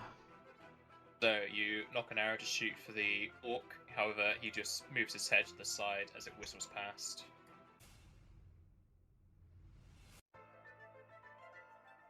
Goes to Alferis, who is seeing that the orc, he wants to do something other than just attack, so he might use Bless.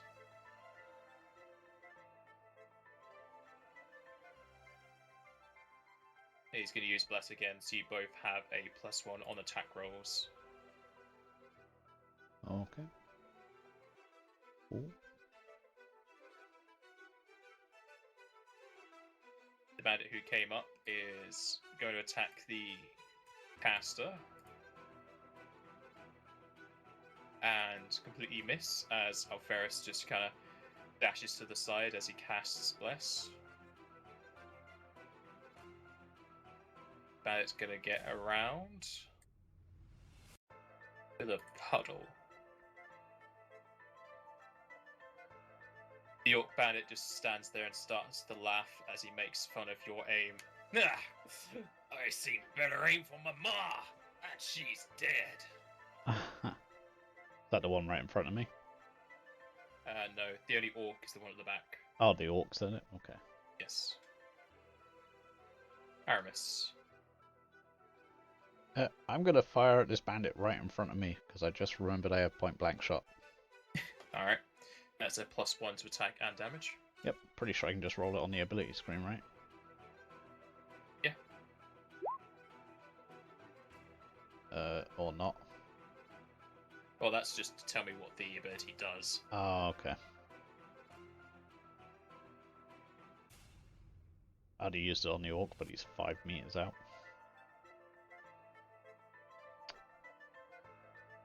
But wrong tool selected. Trying to paint stuff, apparently. 22. Alright, so you're attacking the bandit right in front of you then? Yep. Alright, so that would be 4 damage because of point blank, as it goes straight into his shoulder. And he's human, so it's favored enemy as well, right? Yes. So 5? Is Is that another damage or 2. hit? It's 2 damage, so you do another 2 damage from favored enemy. Oh, cool. At some point I'll have to figure out how to add that on here. Goes to Alferis, who is going to slash at this guy. And completely miss. 2 arrows so far, right? Yes. 2 into the wall, and then 2 in this guy, so it's 4. Ooh. This bandit sees that the cleric is failing at hitting him, so instead he's going to go for the ranger who does hit him. And thankfully, Aramis is able to step backwards and just dodge the slash.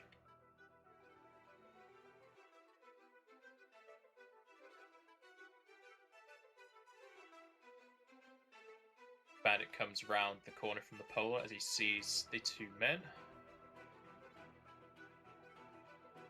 And I've The seen bandit- him moving around at this point, I'm assuming. Like, he's been in the shadow most of the time, but I see him moving from between the shadows.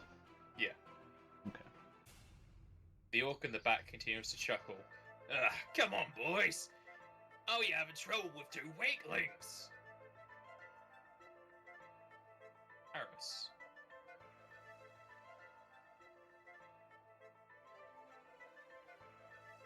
I'm going to back up again. Yep. And fire at this guy behind me. Again with the point blank. Yep.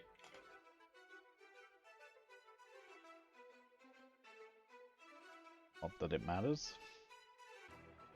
And sadly, you turn around just too quickly as you shoot the arrow into the tree instead of him.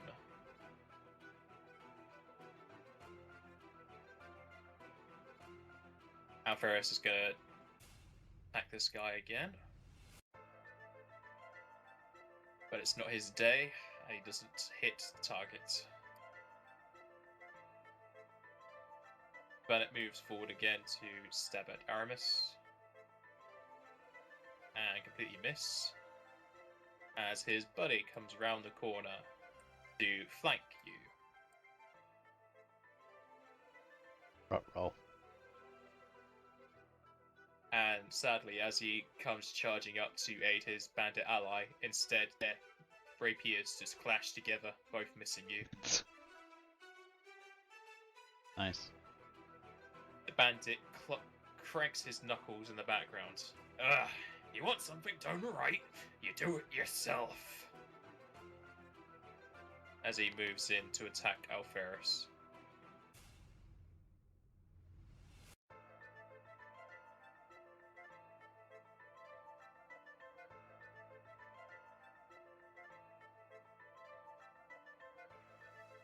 And he hits.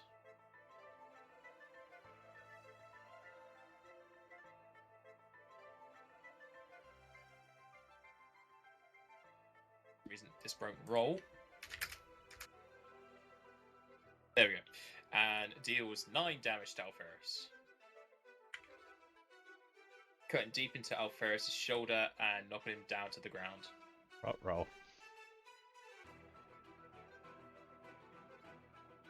And is he dying or dead? He is dying. Okay. It's not looking so good for me.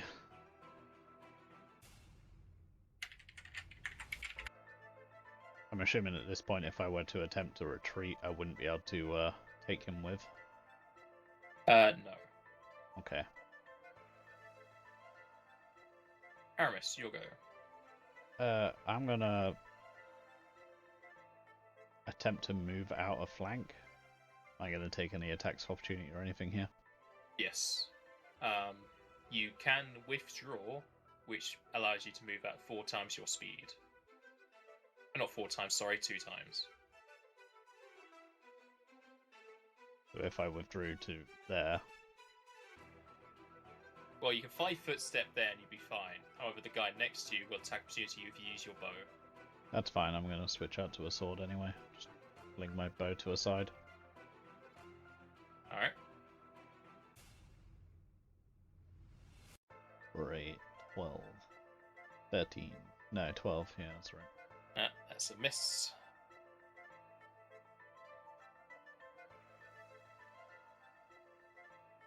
Alferus is going to try and not bleed out.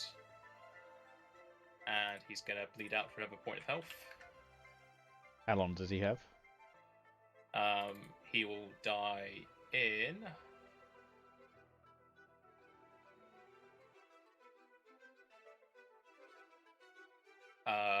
9 turns. Okay, so how does dying work on here? You bleed out for 10 rounds, or is it you bleed out for until you've doubled your HP or something? If you go down to minus your con score, you die. So his con score is 13, so if he goes to minus 13, he'll die. Okay. And he's going to Currently bleed out minus 4. -1 a round if he doesn't save. Yes. Okay.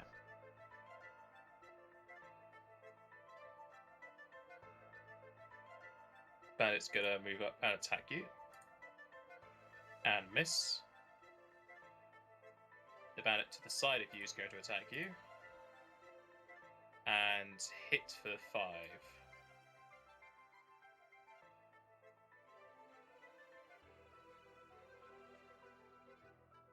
I don't want to leave him for dead, but at the same score, I don't want to be dead. And I'm pretty sure I can't win this fight.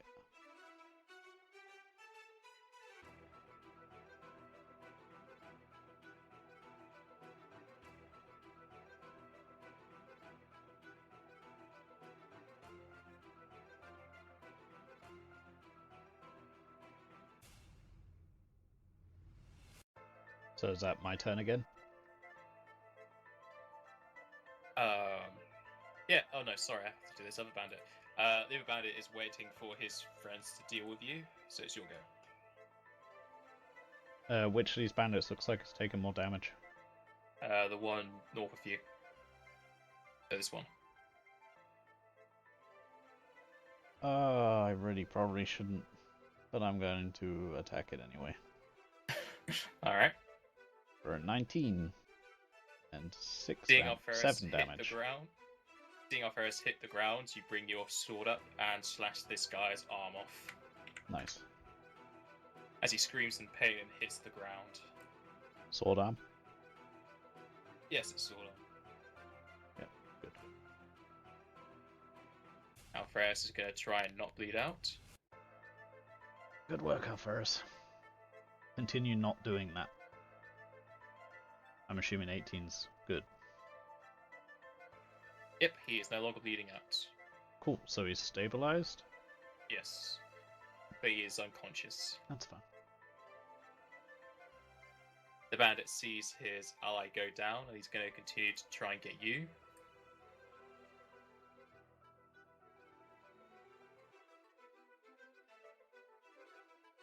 And You see a slash of his sword as it comes down on you, and the world turns black. Yeah, I knew I shouldn't have stuck around. So it hits me for at least 6. He crit you. Wow. Just my luck. Ooh. So did I die or did I pass out? Well, you'll find out in just a second.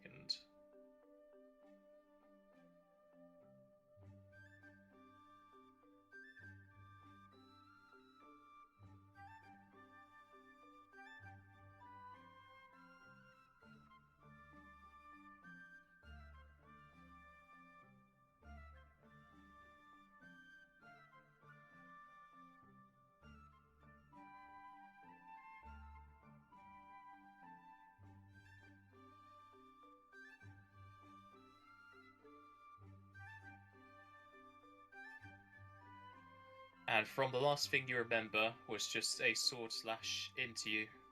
And as you wake up, as if from a fever dream, you are chained to a wall with your hands way up against it as you're slumped down on the ground. There is no light but the moon and the sky, but you do see your captures a fair few feet just off to the east chatting to one another, whereas next to you there is a dwarf who is also chained to the wall, and next to him is an Alferis who has been bandaged up. And the dwarf is alive? The dwarf is alive, yes. Okay. Do I have anything on me? You have your clothing, and that's it.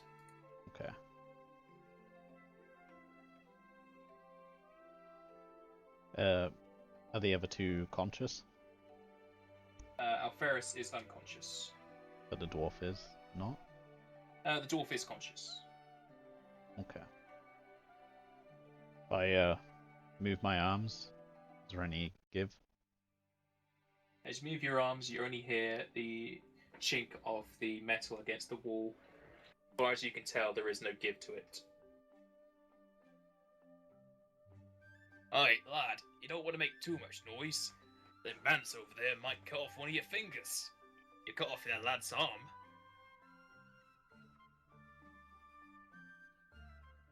Fair point.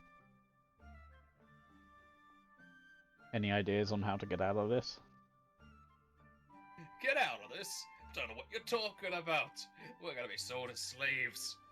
If you couldn't take them down with 2 swords in your hands, what you gonna do with none? Yeah, just the one sword. I was referring to your friend over here. Oh, he's got some sense knocked into him. Yeah, he certainly does that.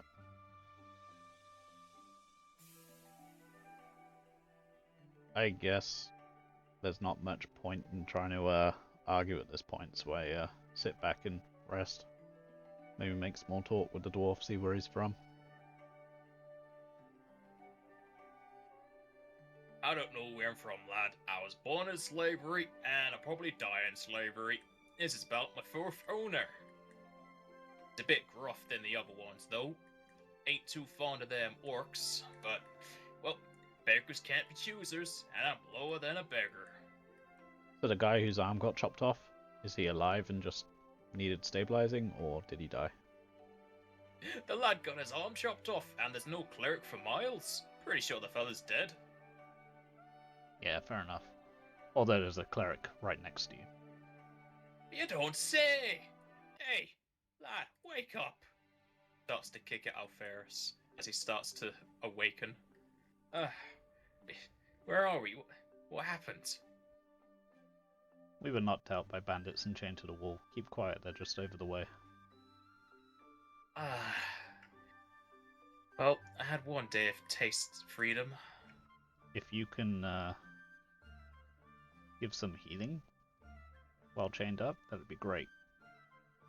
If you can do it quietly. Well, that's kind of asking a lot, but I can see what I can do. If you can't, that's fine. Figure worth trying. What's your name, dwarf? It's been so long since anybody asked my name. The name's Calmo Blaze Arrow. What's yours? Aramis. Oh, it's definitely a short name. Aye. Nice and short and sweet. Alfred looks to you. I can't heal you without my symbol, and I think they've got it. Well, we'll have to improvise. Aren't you good with locks? Got those chains off of my bands. Can I, try and pick the lock? Yep. The chains themselves are rather long, so you have enough movement to try and pick-lock them. Okay.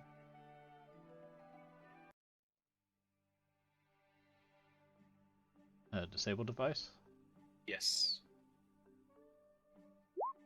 13. You finagle with the locks on the chains, but you're not able to do anything with it. You make some noise, and you hear the bandits start to come over. Okay. Oi, what you doing with them chains? Ain't thinking of leaving, are ya? Just trying to get comfortable. Comfortable? Well, I can lighten your load by an arm if you like. No, I'll be alright. Yeah. Keep it down. Turns back and walks over to his friend again.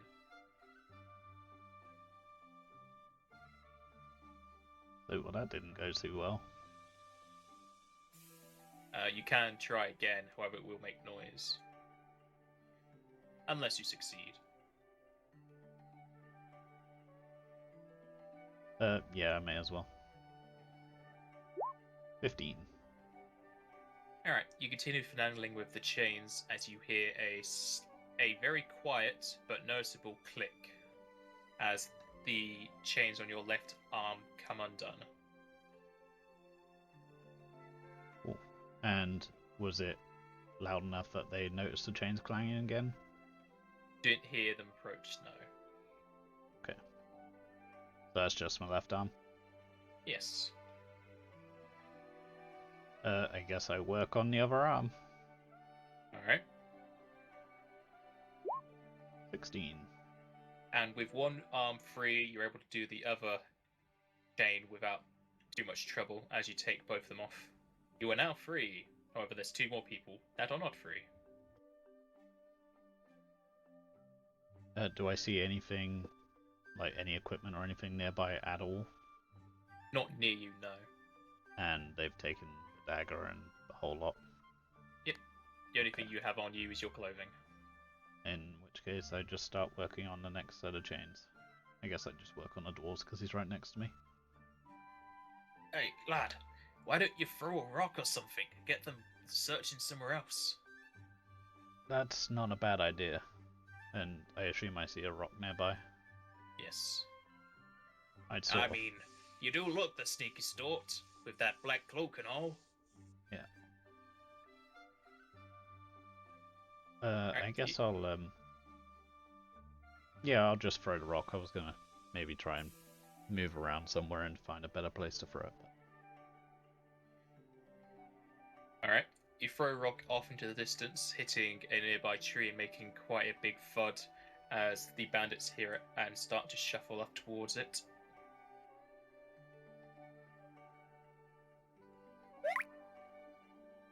Yeah. And I work on trying to free the dwarf. Hey, lad, get in my pocket. There might be a pick in there. It'll help you out. I do. Alright, you put your hand into the dwarf's pocket and are able to pick out a basically a lockpick from his pocket. It's not really lavish, and they probably just mistook it for an heirloom. That's why they didn't take it off of him. Yeah. So just, is that going to give me like a +1 or something? It gives you a minor bonus since you actually need one of these things to do this. It's a lot harder to do it without. So you were taking Okay. a minus before in my head. Okay, cool. But that's not ideal. Even with the help of this picklock, you fail. I move on to Aramis and try, not Aramis, Alferis, and work on his, hoping that it's a little less complicated, and then I'll go back to a dwarf afterwards.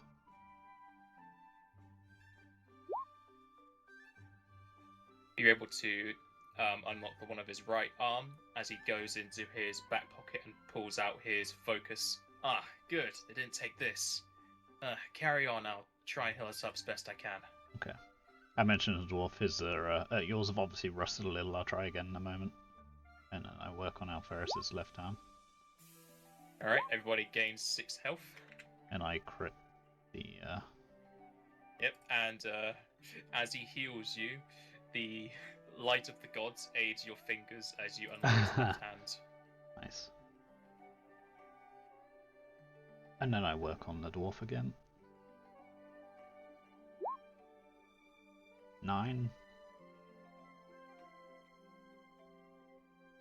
Keep an You're not eye out, able to Alferis. unlock this one.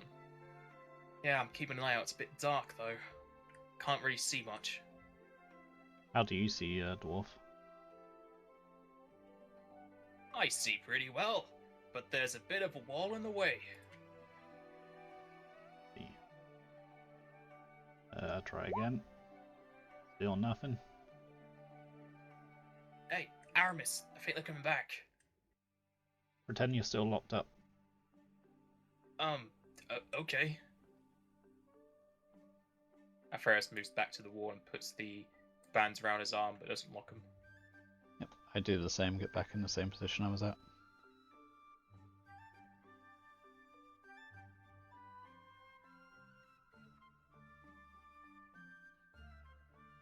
You hear the movement of somebody approaching as the bandit turns around the corner.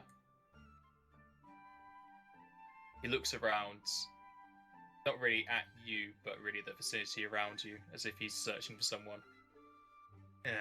Not here.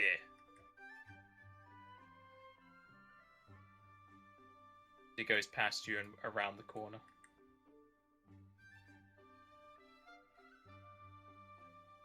I keep listening, seeing if I can hear him. Seeing until I can no longer hear him nearby, I guess.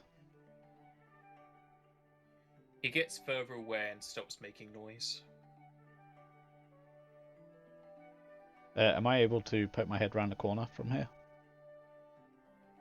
Without showing that I'm unchained? Yes.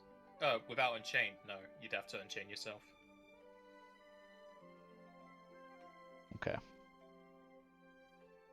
I give it a few more minutes, see if I can hear anything.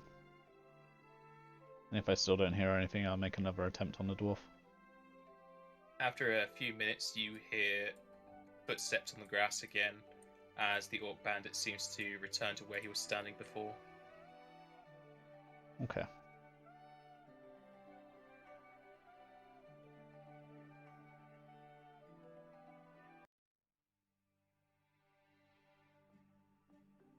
And I don't hear the other guy moving or anything? Not right now, no. Okay. I look for another brick or another rock or something. And I toss it back in another direction, as if it's sort of looped round.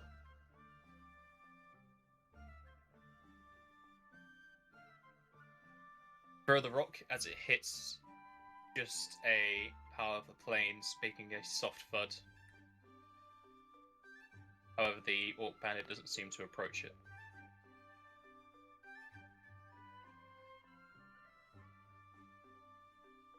Okay.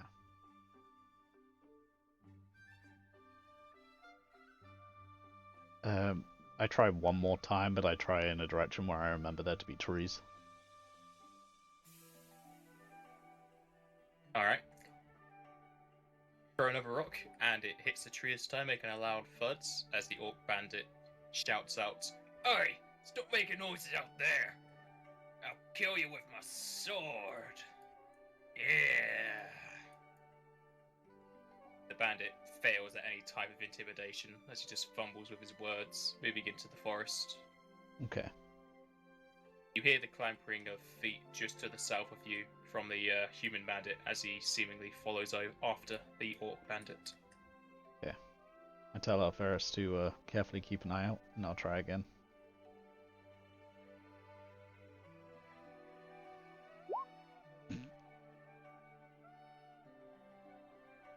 Apparently this lock is very rusted as you don't see any way to unlock it. Okay. Alferis, do you see our gear from here? No, it's too dark.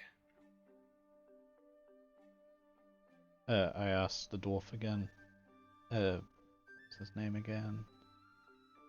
Calmore. I asked Calmore if he knows where they would have kept our stuff. Probably near him, lads. There's plenty of walls round here. Not gonna be too far. Okay. I'm gonna try and stealthily move around, see if I can find our gear. Yep, roll stealth.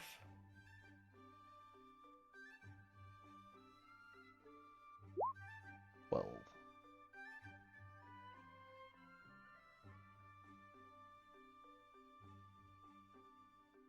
And I would move to probably here.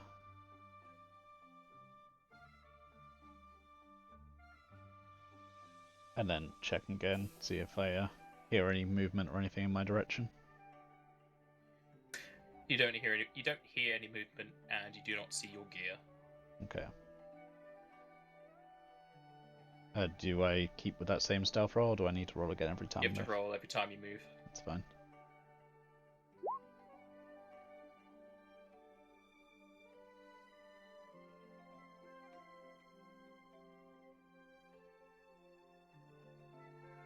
Again, I'm still listening out, see if I hear anything coming our way. Yep, there's no movement, and you still don't see your gear.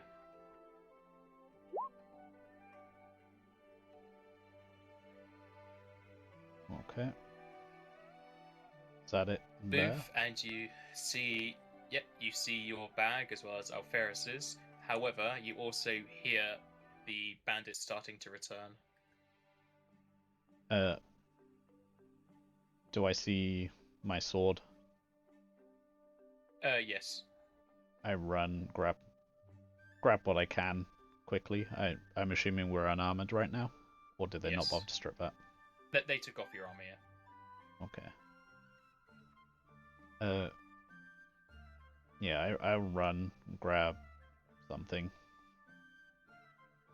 Oh, that was a mistake. Yeah, I grab what I can, weapon-wise. Alright, you're able to get both yours and Alferis's sword. Do I see if this guy can see me? Yep, he notices you as you run for the bag. However, you can still make some more movement with your run. Okay. How much do I have left? You have about 20 more feet. And it's 5 feet per square? Yes.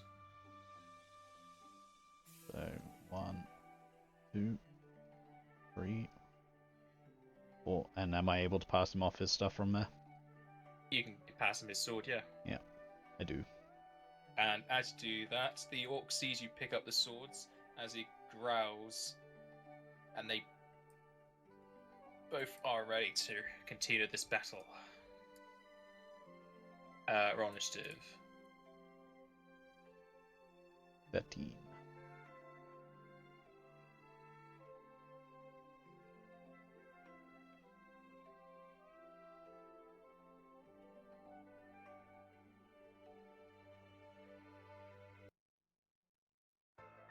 Okay. Wait, how much do you think we're going to be able to do with just swords, Aramis? Better than nothing. I'll stay here and just keep channeling then. Sounds good. That orc can do quite a bit good beating. Swing your sword at that chain of the dwarfs. See if we can free him. Sure. And I probably should have picked up my bow at the same time, but never mind. I'm gonna ready an action. Is there a place I can get some defensive bonus or anything that I can move to? No, not here. Okay, then yeah, I'd probably just move back one and ready an action. Alright.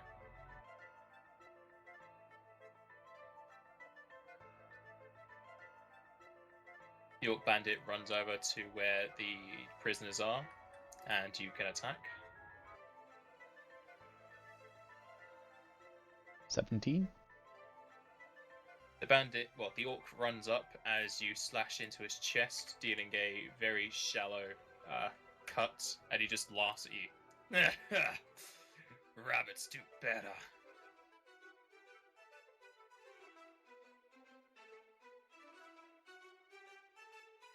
The other bandit comes running around and sees the Orc fighting a armed prisoner. Alferis moves over and slashes his blade into the chains of the dwarf and cuts him free. Cool. Kinda wish I'd grabbed a sword or something. Not a sword, a dagger or a hatchet or something. Breaking your kindly, lads, but I ain't sticking around to fight no orc. I just got my fists. Fair enough. And yeah, Goes back to Aramis. I'd give him the direction of the fort, but they don't need to know that. If I were to attempt to run around them, would I be able to grab the rest of our stuff, or is it all sort of in a pile and we're just going to end up leaving stuff? Oh no, it's in your bag, so you can pick up the bags as you run by. Okay, in which case... You can withdraw, which means they won't be able to attack you, and you can move double your movement speed. Yeah. In which case I just yell, sort of shout out to them to, let's grab our shit and go. And I, tell, what was his name again? I know I wrote it down. No, I didn't. Yeah, I tell the dwarf that he's welcome to follow us. All We right. have a place to go. And yeah, I will withdraw, and then I can move, what, 2 more squares? No, you can move twice your speed, so 60 foot. Okay, so 5, 10, 15, 35 to grab our shit. Am I able to grab his as well at this point? Yeah. Yeah, I grab all of it. And then 10, 15. Oh, this one, that. Alright. Bandit sees you loop around, and he's going to try and keep up. It's good, I was concerned they were going to pay attention to the rest.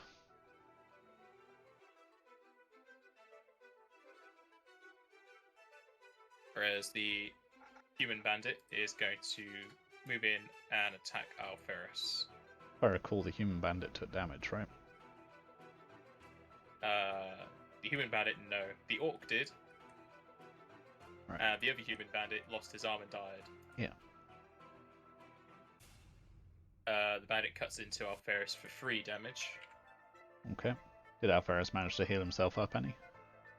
Yeah, his panel heals everyone within 30 feet, so he healed himself at the same nice. time. Calmore's just gonna clip his heels together and just withdraw, run away. Does he head in this direction, or? You can hear some shuffling just to your right, which is the west. Seems to be... He's in a perpendicular angle to you. Yeah, I can guess where it is. Alferis also withdraws. I'm assuming there's no blade or anything that, like, handy I can just see from the pattern and just grab to him. It's in my bag. Is the what in the bag? Like a knife or hatchet. Well, you have your dagger and fire axe. Yeah, that's what I Hatchet, whatever mean. it was. Like, are they accessible in a rush, or...? Yeah, they're just hitched onto the slide of your backpack. Okay. In which case, I yell out, if you can get it quick enough, I can hand you a blade. Well, it's now your go. And the edge. I can clear the map with a withdraw as well. Go ahead. So, am I able to potentially loop round, pass him something, and still withdraw, do you think? Well, you can just run. Since you are all unarmored, you run faster than these guys who are armored. Oh, okay. In which case, I'm just gonna run off the map. And sort of slow down for them to catch up. Hope that they do. Charge away from the bandits and orcs and humans and the place you might want to forget about in the future as you hear the footsteps of your allies catching up with you. And thankfully, them having their armor off of them was a much bigger bonus than you could have ever imagined, as you're able to outrun the people who captured you. While carrying 2 sets of armor. 2 sets of weapons, and all my shit. Well, it's not constricting your movement, it's just heavy. Yeah. Oh, yeah, I suppose. But that's where some ruins are. So you charge off into the distance as you all meet back up. And you get XP for killing the one guy. Nice.